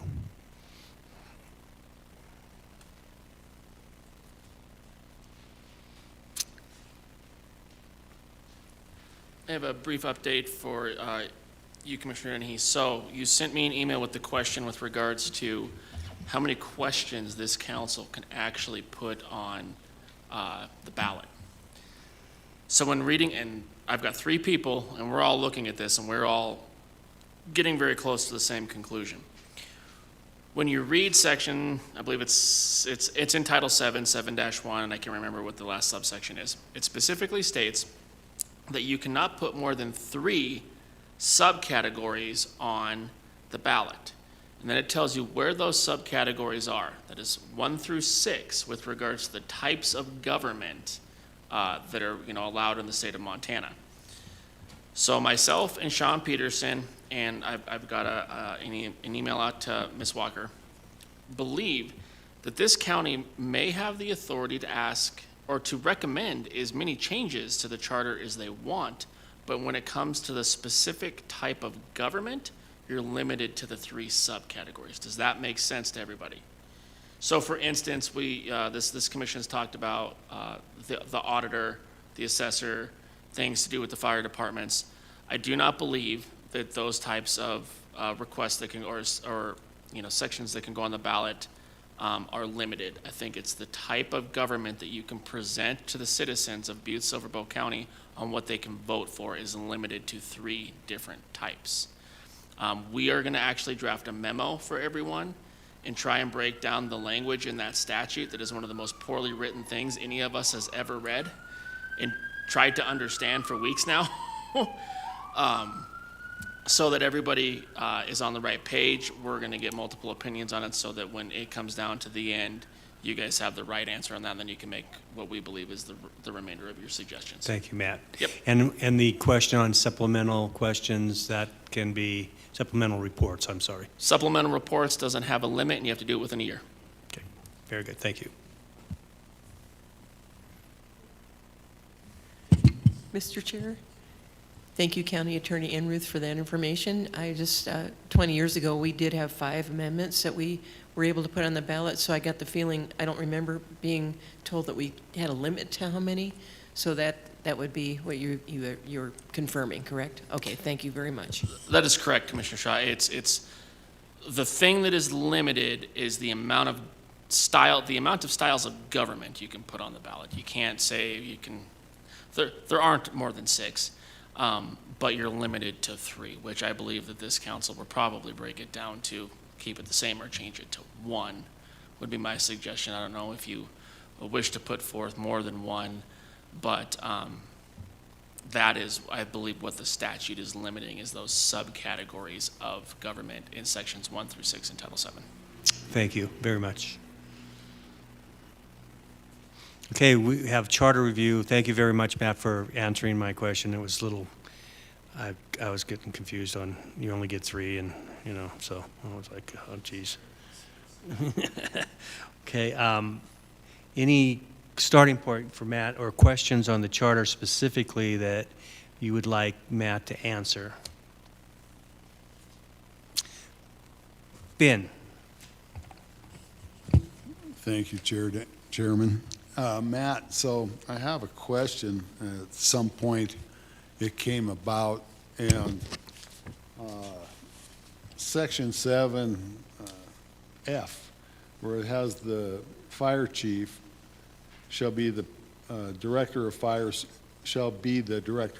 services and be responsible for a combination of the paid and volunteer departments. Isn't that kind of like double dipping if you got the chief doing that as well? Should the like I said, brought up here a while back, you had a director of fire services that was neutral, and it was Northy Trethaway, and he was neutral. So the paid and the volunteers both answered to him. So now it seems like it's kind of lopsided having the paid chief being the director of fire services as well. So if you could look into that, I don't know when that changed. Commissioner Thielen, yes, I'll take a look at that section of the statute and give you an opinion on whether or not there's a single director of fire services or we have a director of fire services who is also the chief.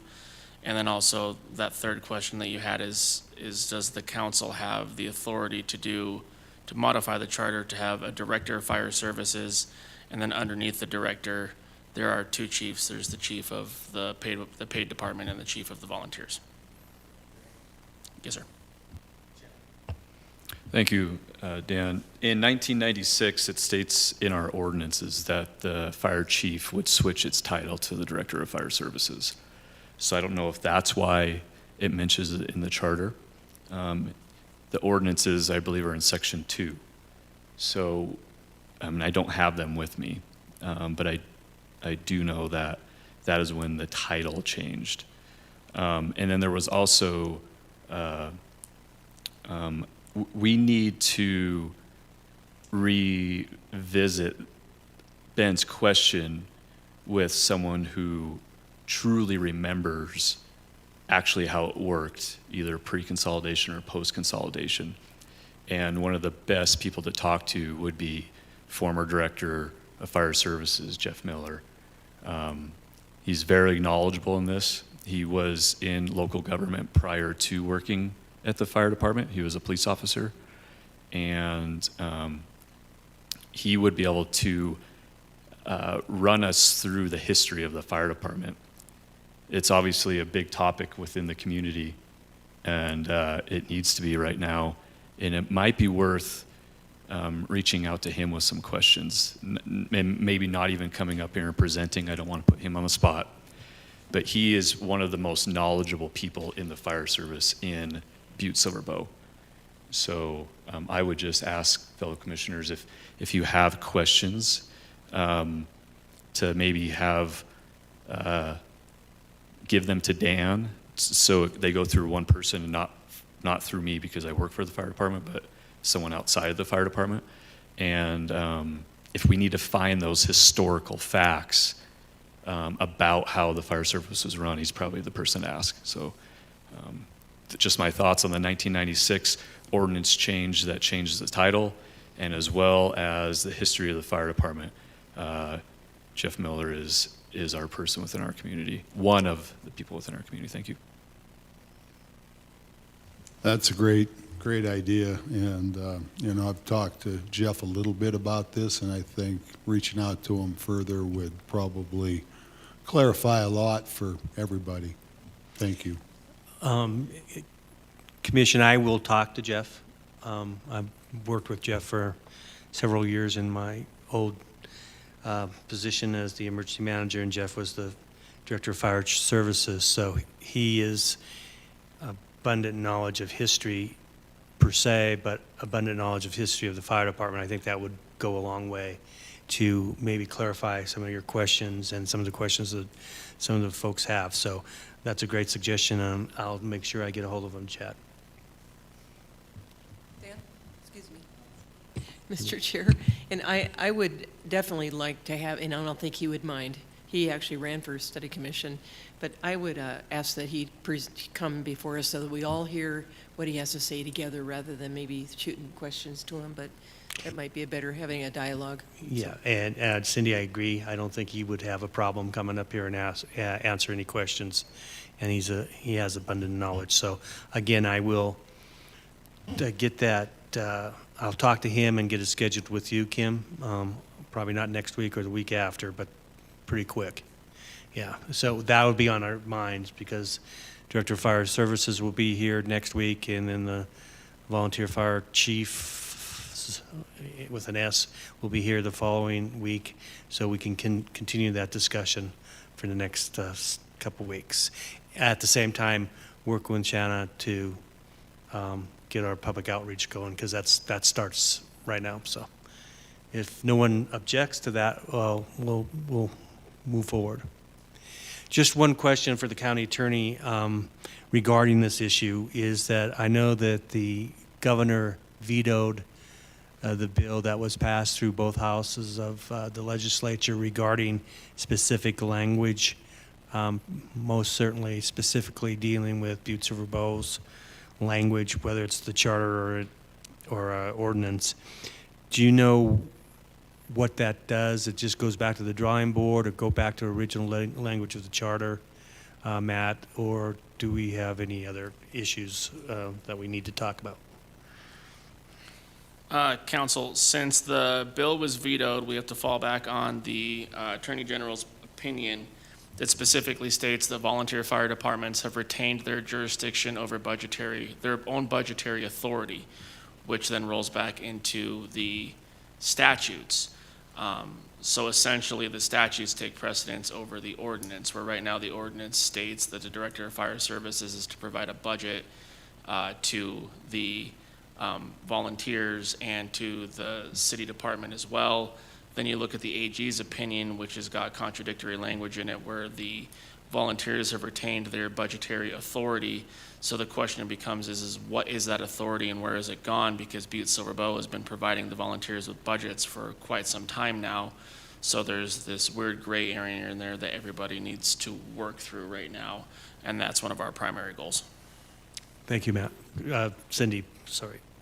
Thank you, Dan. So Matt, could you put that in a memo to us? Because my short-term memory is going away. So, I mean, just what you just said, just so we can kind of track the state influence, the Attorney General's memo or whatever that would be, just so we have it in hand. I'd appreciate it, at least for me. Yes. Thanks. Matt, another question regarding that. Is the language in the charter, and the charter, sorry, I sound like a Kennedy. sound like a Kennedy, not a Dennehy, but in the charter, is that, does that take precedent over ordinances or the county attorney's opinion? Excuse me, the Attorney General's opinion. Chairman Denny, yes, that's the issue with it right now, is we have an ordinance. And then and this is off the top of my head, so I will provide everybody with a detailed memo on this, but the Attorney General's opinion specifically states that because it's not contained in the charter and state law requires it to be contained in the charter, that the ordinance doesn't have any effect over the volunteers' budgetary authority. But then the problem with that becomes is somewhere along the line, Butte-Silver started providing the volunteers with their budgets. They go through the same budget process as everybody else, essentially. But if they're provided their own budgetary authority, and it specifically states in there, as provided by statute, you go to the statute with regards to the budgetary authority for volunteer departments, they have their trustees, and then they're supposed to levy special mills in their district to raise funds. So we're like in this weird area where, again, I think, as Chad said, some historical knowledge is going to be extremely beneficial to me on this, on where we went from, we've been following our ordinance. We've been providing them a budget, which is fine. That's what the ordinance was for. But we just need to make sure that everything is in line, and that is something that we're going to provide to a memo to the council as well. That the charter is what rules when it comes to volunteer fire departments and paid volunteer departments on a city-county consolidation. That's what the statute says. Right now, we have an ordinance, and that's where the Attorney General's opinion from, Chad, correct me if I'm wrong, the 70s, right? States that they've retained their budgetary authority, but that's statutory. So where the budgets are coming from and why it didn't stay under the statute's a question that's been lost in time that we're trying to answer. Very good. Chad? And I think we should, when the Director of Fire Services here, is ask him to provide the Attorney General opinions, because there is more legal documentation out there that has just come to light through House Bill 547. And for all of us to read that and understand it, or at least have County Attorney Enruth explain it to us in that. And I can get everybody a copy. I've got it. I got a question on the charter, if we could. Sure. Yes. So when we talk about charter supremacy, and Mr. Steppen brought this up when Dan Clark from MSU was here, about charter supremacy, and if there's something written in our charter and then it refers to it could be changed through ordinance, is that the law of the land? If the charter, and specifically on 703, when you go down to, and underneath the fire department again, except as otherwise provided by this charter until changed by ordinance, the organization of existing volunteer fire departments within the city county will be governed by applicable sections of state law. My question to the county attorney is, because it says provided by this charter until changed by ordinance, if there's an ordinance in play right now that was adopted by the Council of Commissioners, I know what he's talking about. is that the law of the land, or is it state government? Because the charter supremacy question that we have is kind of, I think, confusing some of us. Commissioner Selk, specifically with regards to that question, state law allowed the local governments to control this topic in their charter. So we have to have the specific language in the charter that is the requirement of the state statute. So when you're talking about supremacy, you have, federal law, right? And then you start looking at the United States Constitution and boiling down to all the different state constitutions. You start looking at the 14th Amendment, which is, things that the federal government didn't deal with is the responsibility of the states. And so it's got this trickle-down effect, right? So you've got a lot of federal law that supersedes state law, and then you've got state laws that supersede local county laws. And so you have charter supremacy in things that this state has not specifically already got governing statutes on, unless that governing statute allows a county to do something more restrictive. A prime example of this actual topic is on the commission agenda for this Wednesday. There are two, one is a law and one is an administrative rule with regards to marijuana dispensaries in this state.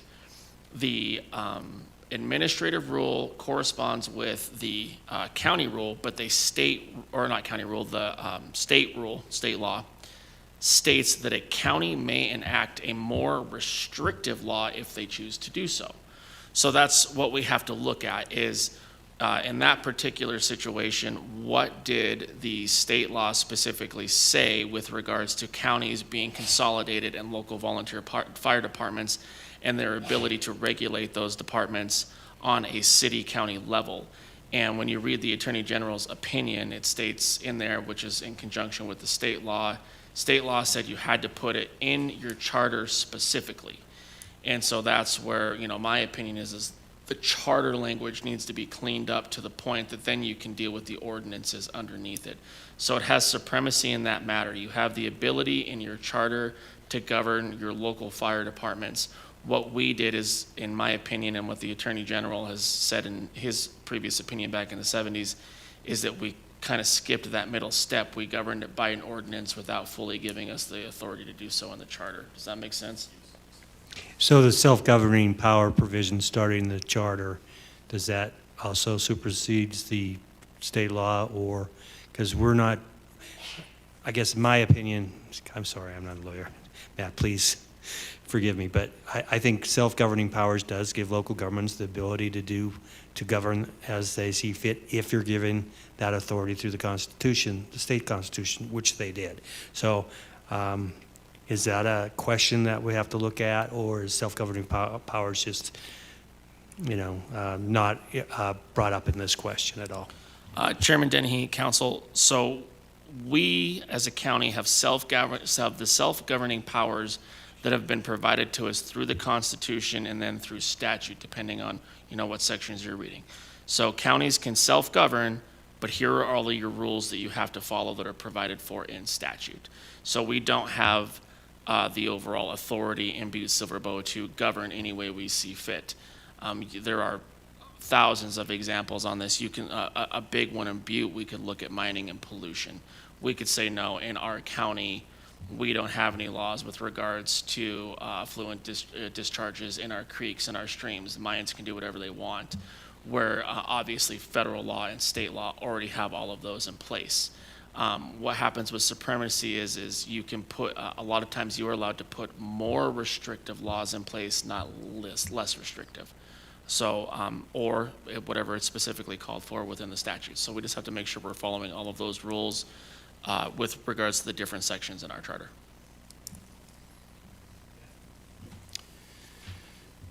Thank you, Dan. County Attorney Inruth.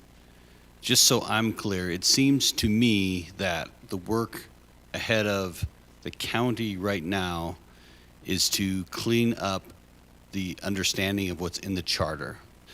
The bill that was put forward and vetoed doesn't change anything. It was vetoed, right? But there seems to be that the issue is interpretation over our charter and how it relates to state government. And the work that we do really starts when that's cleared up. Does that make sense? It's difficult for us to suggest changes until there's clarity on what's in place now and the understanding and implications of that. Does that sound accurate? Commissioner Stephen, Council, yes and no. We've already been given the clarity on it. The clarity is that Governor Gianforte vetoed House Bill 547. So the language in the statute is as it stands. It is not changed. So now what needs to be cleaned up is the understanding between the Director of Fire Services, his role, his or her role with regards to the paid firefighters and the volunteers, and the budgetary authority that is granted to all of them. Because what we have is an Attorney General opinion, which if something has not been litigated, holds, the same water as a law, where he, back in the 70s, stated that they have retained they being the volunteer fire departments, have retained their budgetary authority and responsibilities pursuant to statute. Yet Butte-Silver and Butte-Silver-Bow's ordinance with regards to control over those matters doesn't hold, because the state law specifically required that go in the charter. So that's where I think a lot of people are saying it's a local problem, fix your charter. But also, like I said, and like Chad has brought up, there's this historic spot in there somewhere where we continued to follow the ordinance with regards to budgets, but not with regards to chains of command and things like that. So I think what is in front of this commission now is the ability to have those conversations with everybody that's in charge and involved. And I think bringing Jeff Miller in is a great idea to lay out exactly, maybe how those volunteer and paid fire departments can work with each other, and have that language construed in our charter, have it changed so it is all very clear. You're at that step, I believe. You have the possibility of doing that.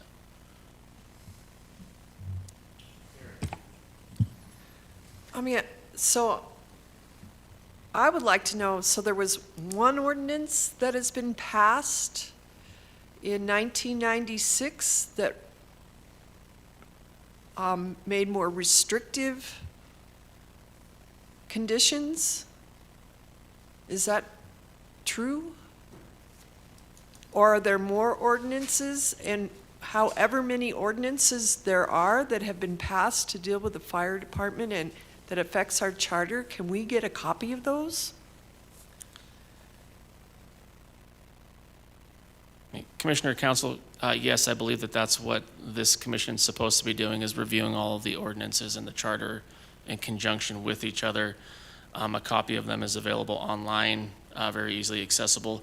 But right now, and Commissioner Silke can correct me if I'm wrong, we just have one ordinance in place that's got some different sections in it that just lays out how Butte-Silver-Bow believed that the how the fire departments, paid and volunteer, were supposed to work. So the charter was enacted, and then an ordinance was enacted afterwards to provide some more clarity to how it was all supposed to work. But those are available directly online. We can put together, all of it, so you guys have copies to look at as well if you'd like. Thank you. Yep. Thank you, Mr. Chair. So on that same vein, I want to say, I was going to ask, my understanding was the Attorney General had an opinion in '79 that changed how they added the trustees, for example, and some more autonomy and, oversight that the volunteers had for themselves. Is that correct? Am I correct in stating that? It was '79, I think. That's not in the charter about the trustees. I just wondered if, again, that might be something that should be just in there. So anyway, that's my question. Commissioner Shaw, Council. So no, there are state statutes that specifically govern how volunteer fire departments are started, how they function, how they run. There's a whole section in Montana state law that lays that out, how their boards of trustees are voted upon, their districts, whether or not a council of commissioners is going to put together a volunteer department or hire someone. That's all in state statute. So those statutes were out there. And one of those statutes specifically had some language in it with regards to if a city, county ever consolidated, that the consolidation would not affect specific authorities that the volunteer departments had. So the Attorney General was asked a question of whether or not the ordinance in 1996 that was passed by Butte-Silver County was in effect based off of our charter going to supersede the state law. And the Attorney General at that point said no with regards to their budgets. The volunteer departments have retained their authority to create and pass special mills and have their own budgets and have their boards of trustees. The Attorney General's opinion specifically references back to the charter language in the statutes that states that local governments can, through their charters, regulate these types of issues, but it has to be done in the charter. And basically, the charter was not, Butte-Silver County's charter was not specific enough in what it was doing. Rather, it laid out a borderline or baseline,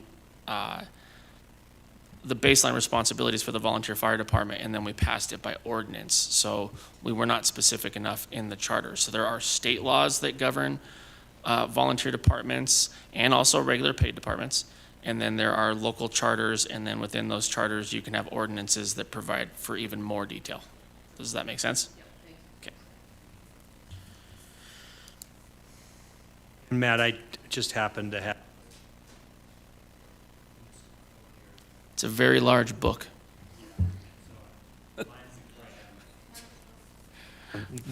it's a very large book. It's 2.16.310, Director of Fire Services, and the legislative history is 1996, 1986, and 1977. So I'm sure you looked at that, but there is, and it does reference 7.03F of the Butte-Silver Charter.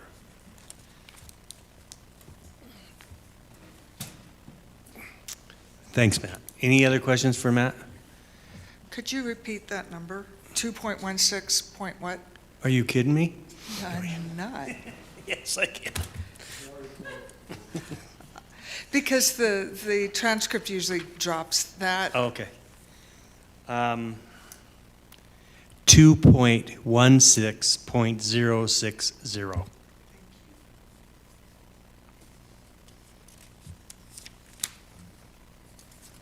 And legislative history is also part of that too, so. And I'm sure Jeff could explain that. Any other questions regarding the charter or on this specific issue of section 7.03 Fire Department?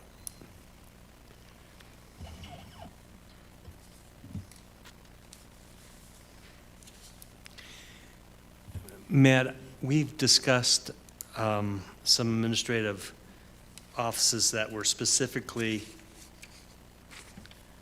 put in, administrative departments put in the charter, starting with 7.02 Public Works Department, 7.03 Fire Department, 7.04 Land Record System, 7.05 Financial and Budget System, 7.06 Human Resources Department, 7.07 Animal Services. So those administrative offices are specifically noted in our charter. My question, and for the commission itself, is do we add to that? Because we talked about, I think Cindy, you talked about IT and you talked about Superfund, right?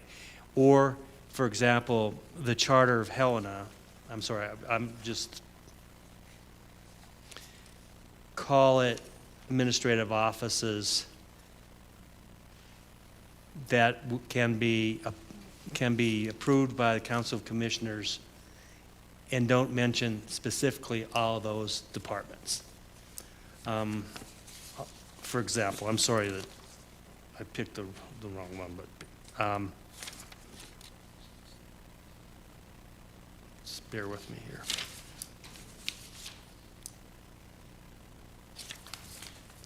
Chairman Dennehy, if I may, I believe your question is should those remain in the charter, or should we allow the commissioners the authority to vote on keeping them to keep them in play and be able to, take them in and out as the government changes?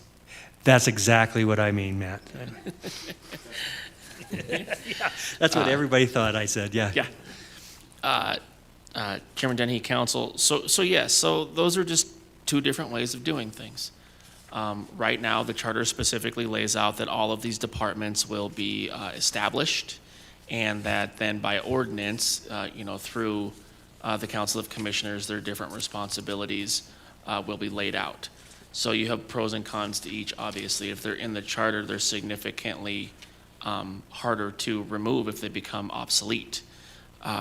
Then again, on the other hand, if for some reason you get a public works as a very, very important one, say for some reason we have 5 full-time commissioners and all 5 of them believe that public works should never exist ever again and everything should be contracted out to private entities, if you give them the authority to do that by not having it in the charter and rather it's through ordinance, I think you get a lot more fluctuation in government rather than stability.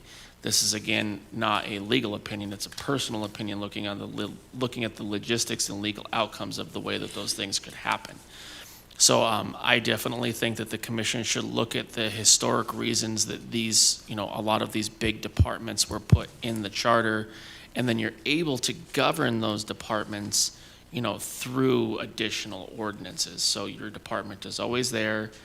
Through adjusting the ordinances, and you can adjust their responsibilities, directors, all of that stuff. So I think the way it's written is actually very well done. Okay, thank you. And, appreciate that.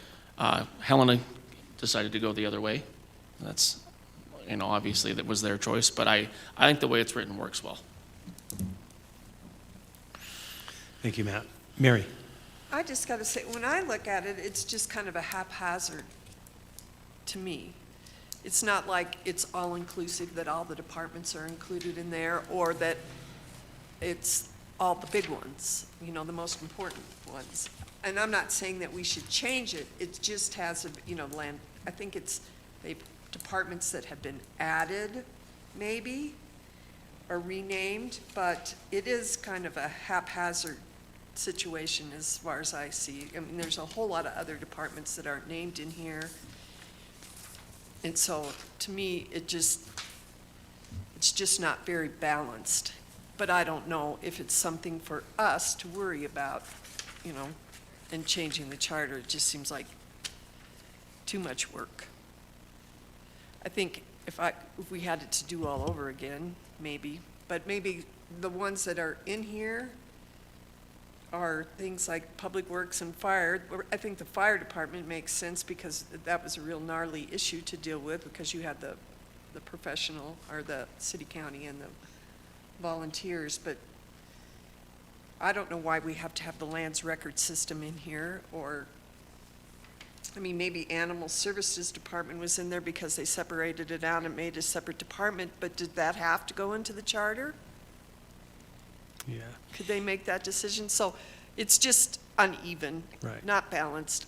It doesn't make any sense, but I don't think it's worth us Okay, very good. worrying about. Well, I think it's something that, we talked about previously, and I agree, but something in the back of our minds that once we get down to changing the charter, that probably is going to be a question, or should we do it? For example, I don't know, the city is Belgrade.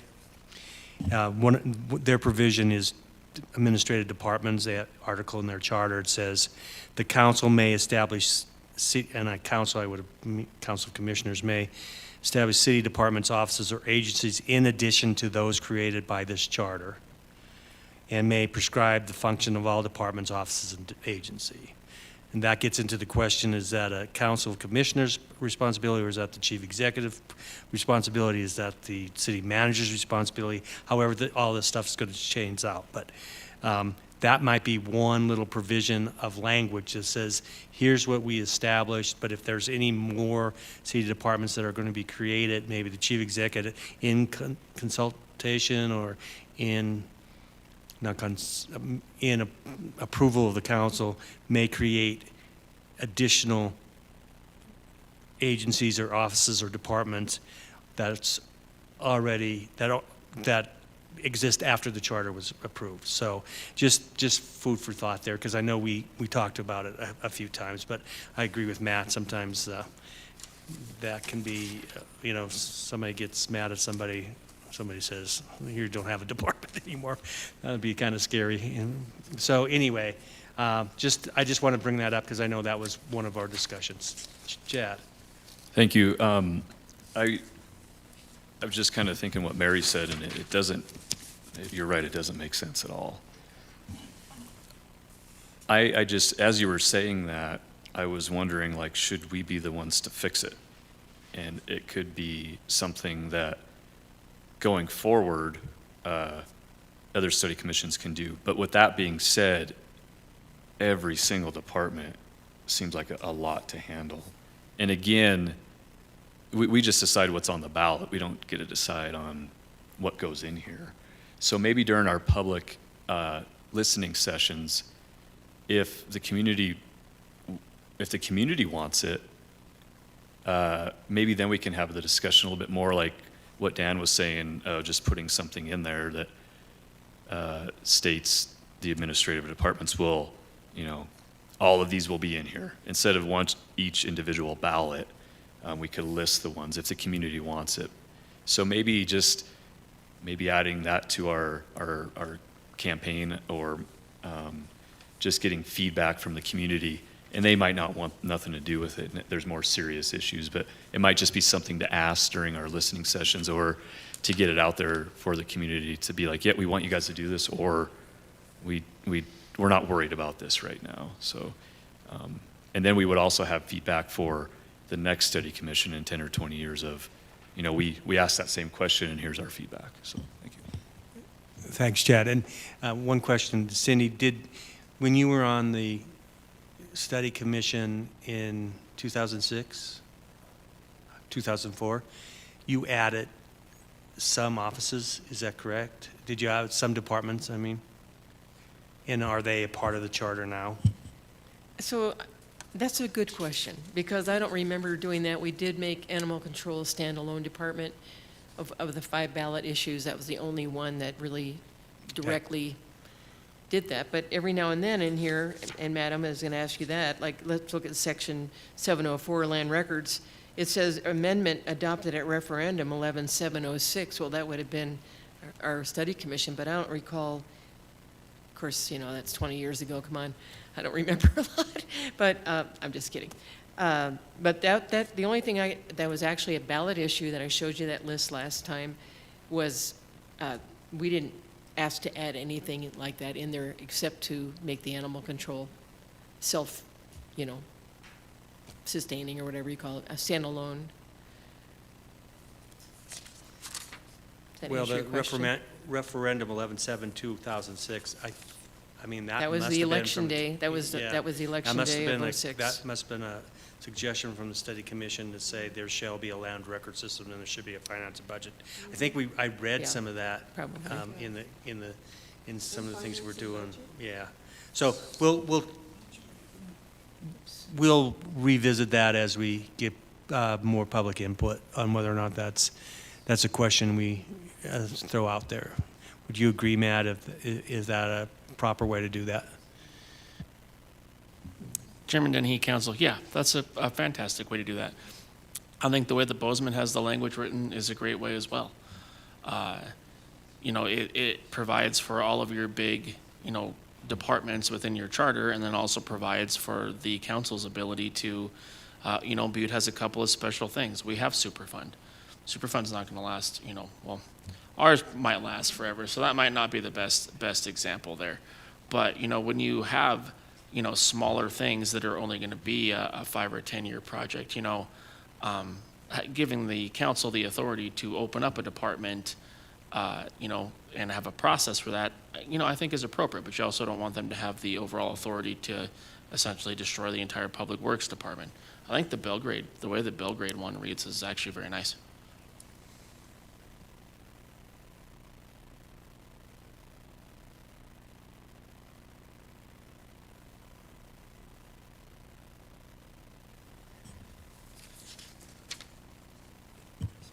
Mr. Chair? Thank you. So we did talk about possibly taking Parks and Recs out of the Public Works Department. Now, that would definitely require a change, friendly amendment, or whatever we want to call it, to consider possibly making it a standalone department. So in that case, we're not just adding a, the super fund or an IT department by ordinance. This actually would be a change that would require the council approving it, and then at the end, not approving it, but implementing it. So I just want to make sure that's something we keep in mind. Any thoughts on that, Mr. Enruth? Commissioner Shaw, council, no, it's just like what you guys did, back in 2004 with regards to animal control. You're trying to make it its own standalone department. I imagine it would be a similar process. It gets put into the charter with the specific instructions of this is how it's going to function. Any other additional parts of it can be enacted by ordinance. Matt? Thank you. Similarly, we've heard from some of the people that we've interviewed that haven't recommended job title changes from things like manager to director. Can you talk about what the implications of something like that might be as well? Commissioner Steppen, council, I think you're getting into semantics there. I mean, you can have someone labeled a manager in one business and a director in another that have the same exact responsibilities. I think that it needs to be clear if they are two different things, that there are different responsibilities, particularly in our government. If we have a director of fire services or director of public works, and then you have managers of different departments, I think that needs to be laid out in the vocabulary section of the charter or in the ordinances so people understand those differences. I do not think that they should be used interchangeably. I do, in the sense of if you have a director in one department and then the other department's got them labeled a manager, I do not think that's appropriate. They're either both directors, they're both managers, but it just depends on how you want to use the term and to make sure that you're consistent throughout what you're doing with that term.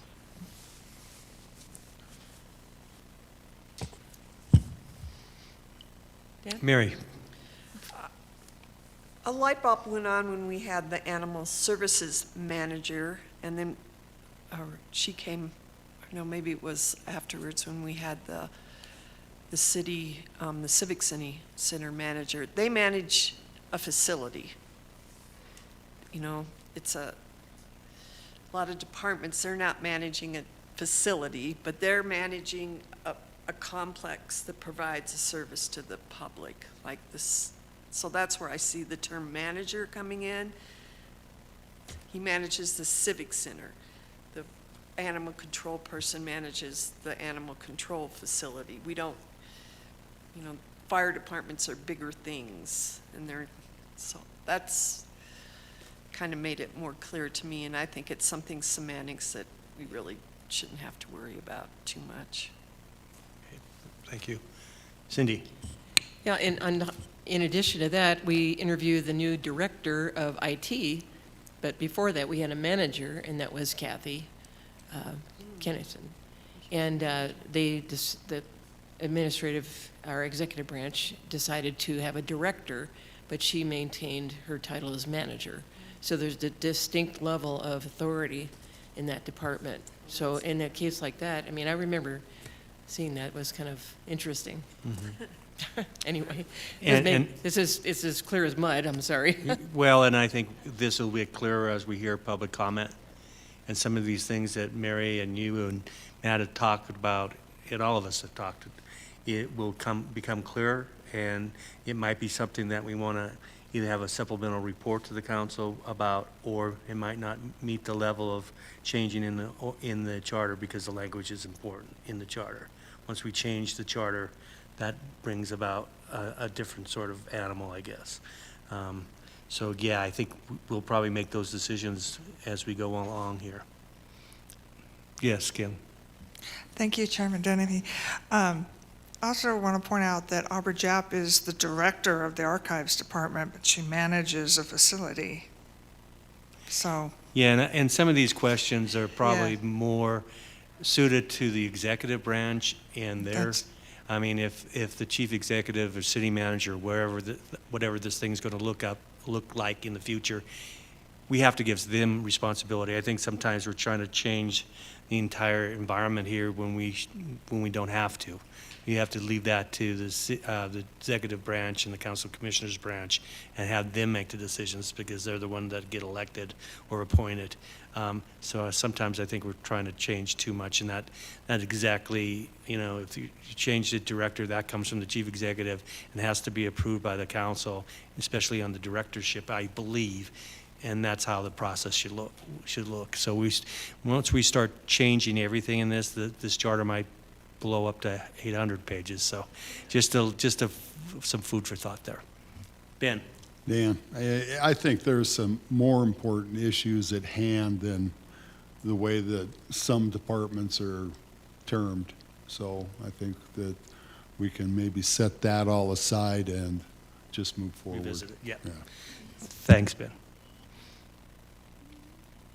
Any other questions? That's a good comment, Ben, thank you.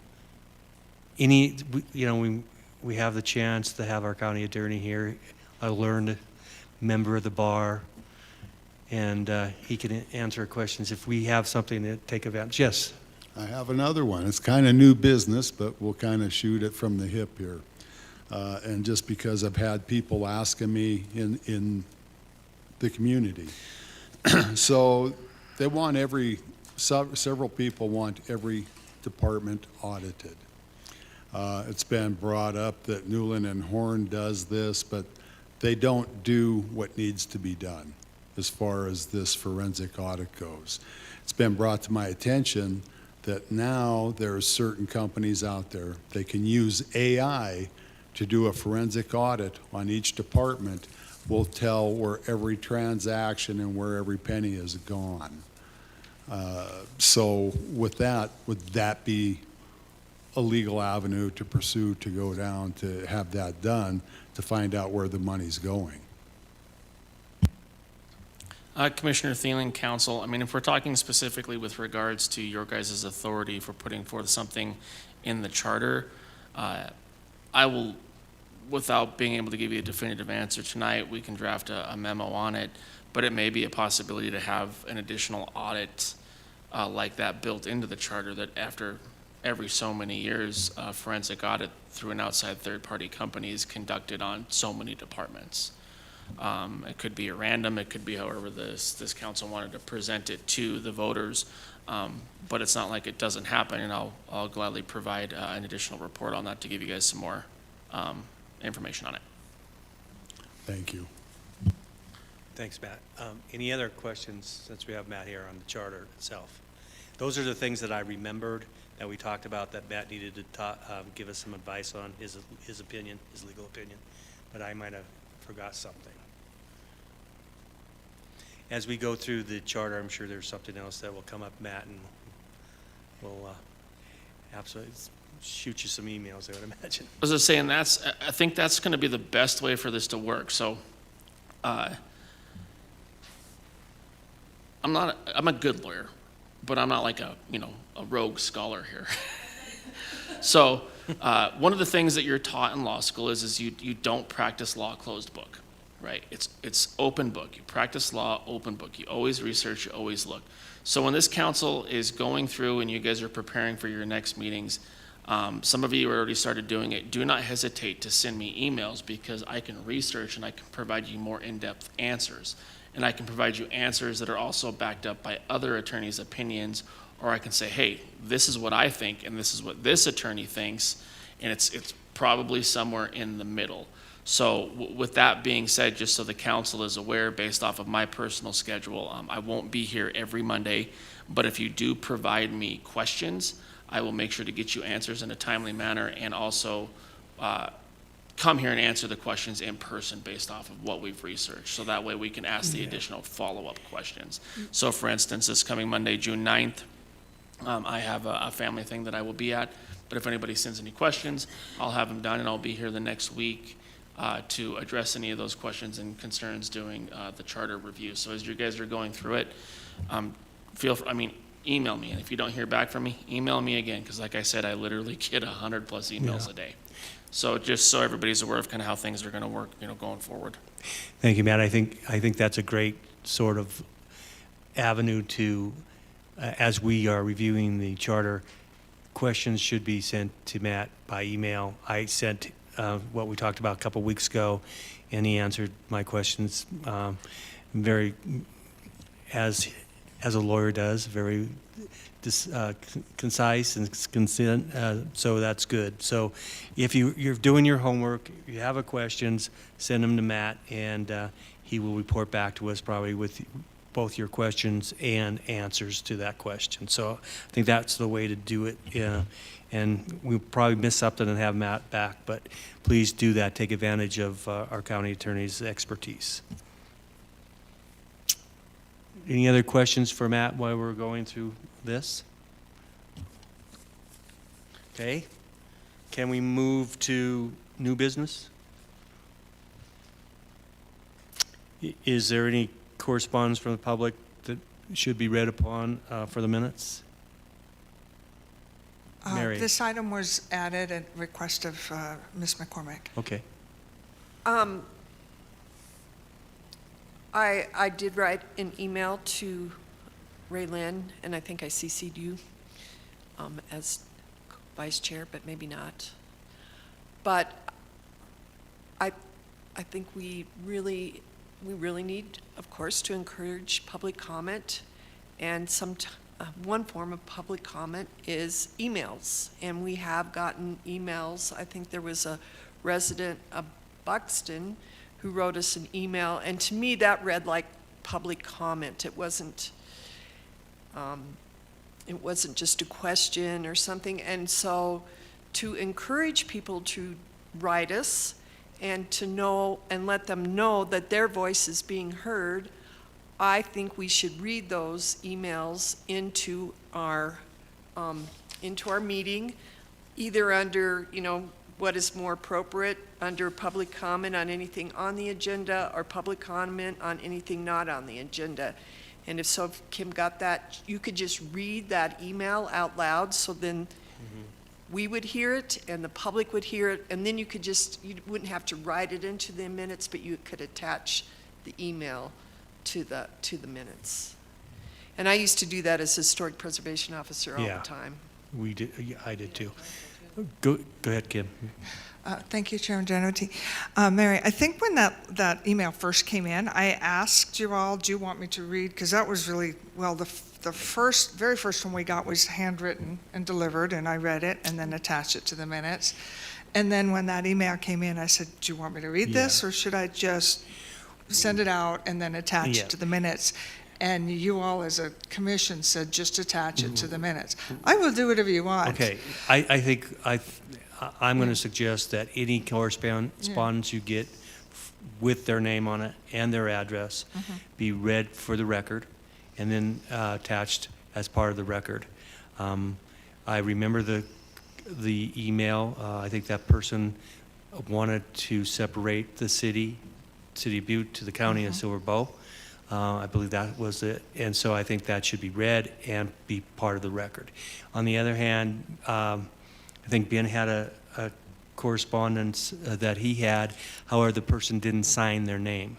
It was anonymous, and we decided at that time, if a person doesn't sign their name, then of course we would take that as, not that it's not important, but a person should sign their name if they want to have this part of the record.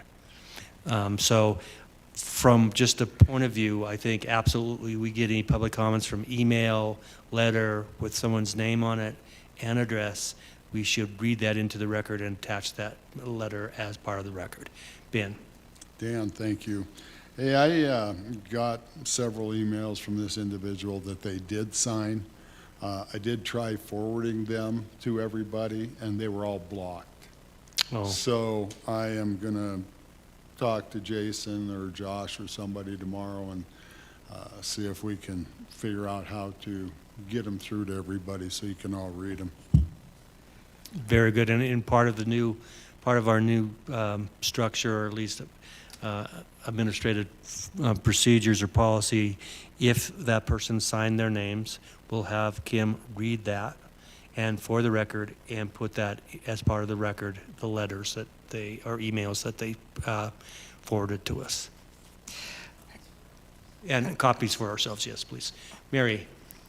I just wanted to say, Kim, that wasn't a criticism aimed at you or anything. I didn't mean it in that way at all. I was just moving forward. I just thought that this is, and it's our decision to decide how we're going to handle things. And so Yeah. I thought it was important for us to consider this. And so it wasn't. Yeah, it's a that great, you did, so.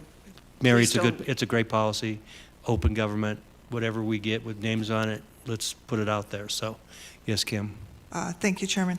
And just to be clear, we haven't gotten anything Right. else except we've had a few from Mr. Bandrob, which have, Which he was part of he the has record. actually come Right. and read them, and then they have been attached, and that's all we've had. So that's what I put in my section when Well, I say correspondence. As we work with our public outreach, I think we'll probably get a lot more Yes. emails back. I and we hope so. Yeah, I hope And- so too.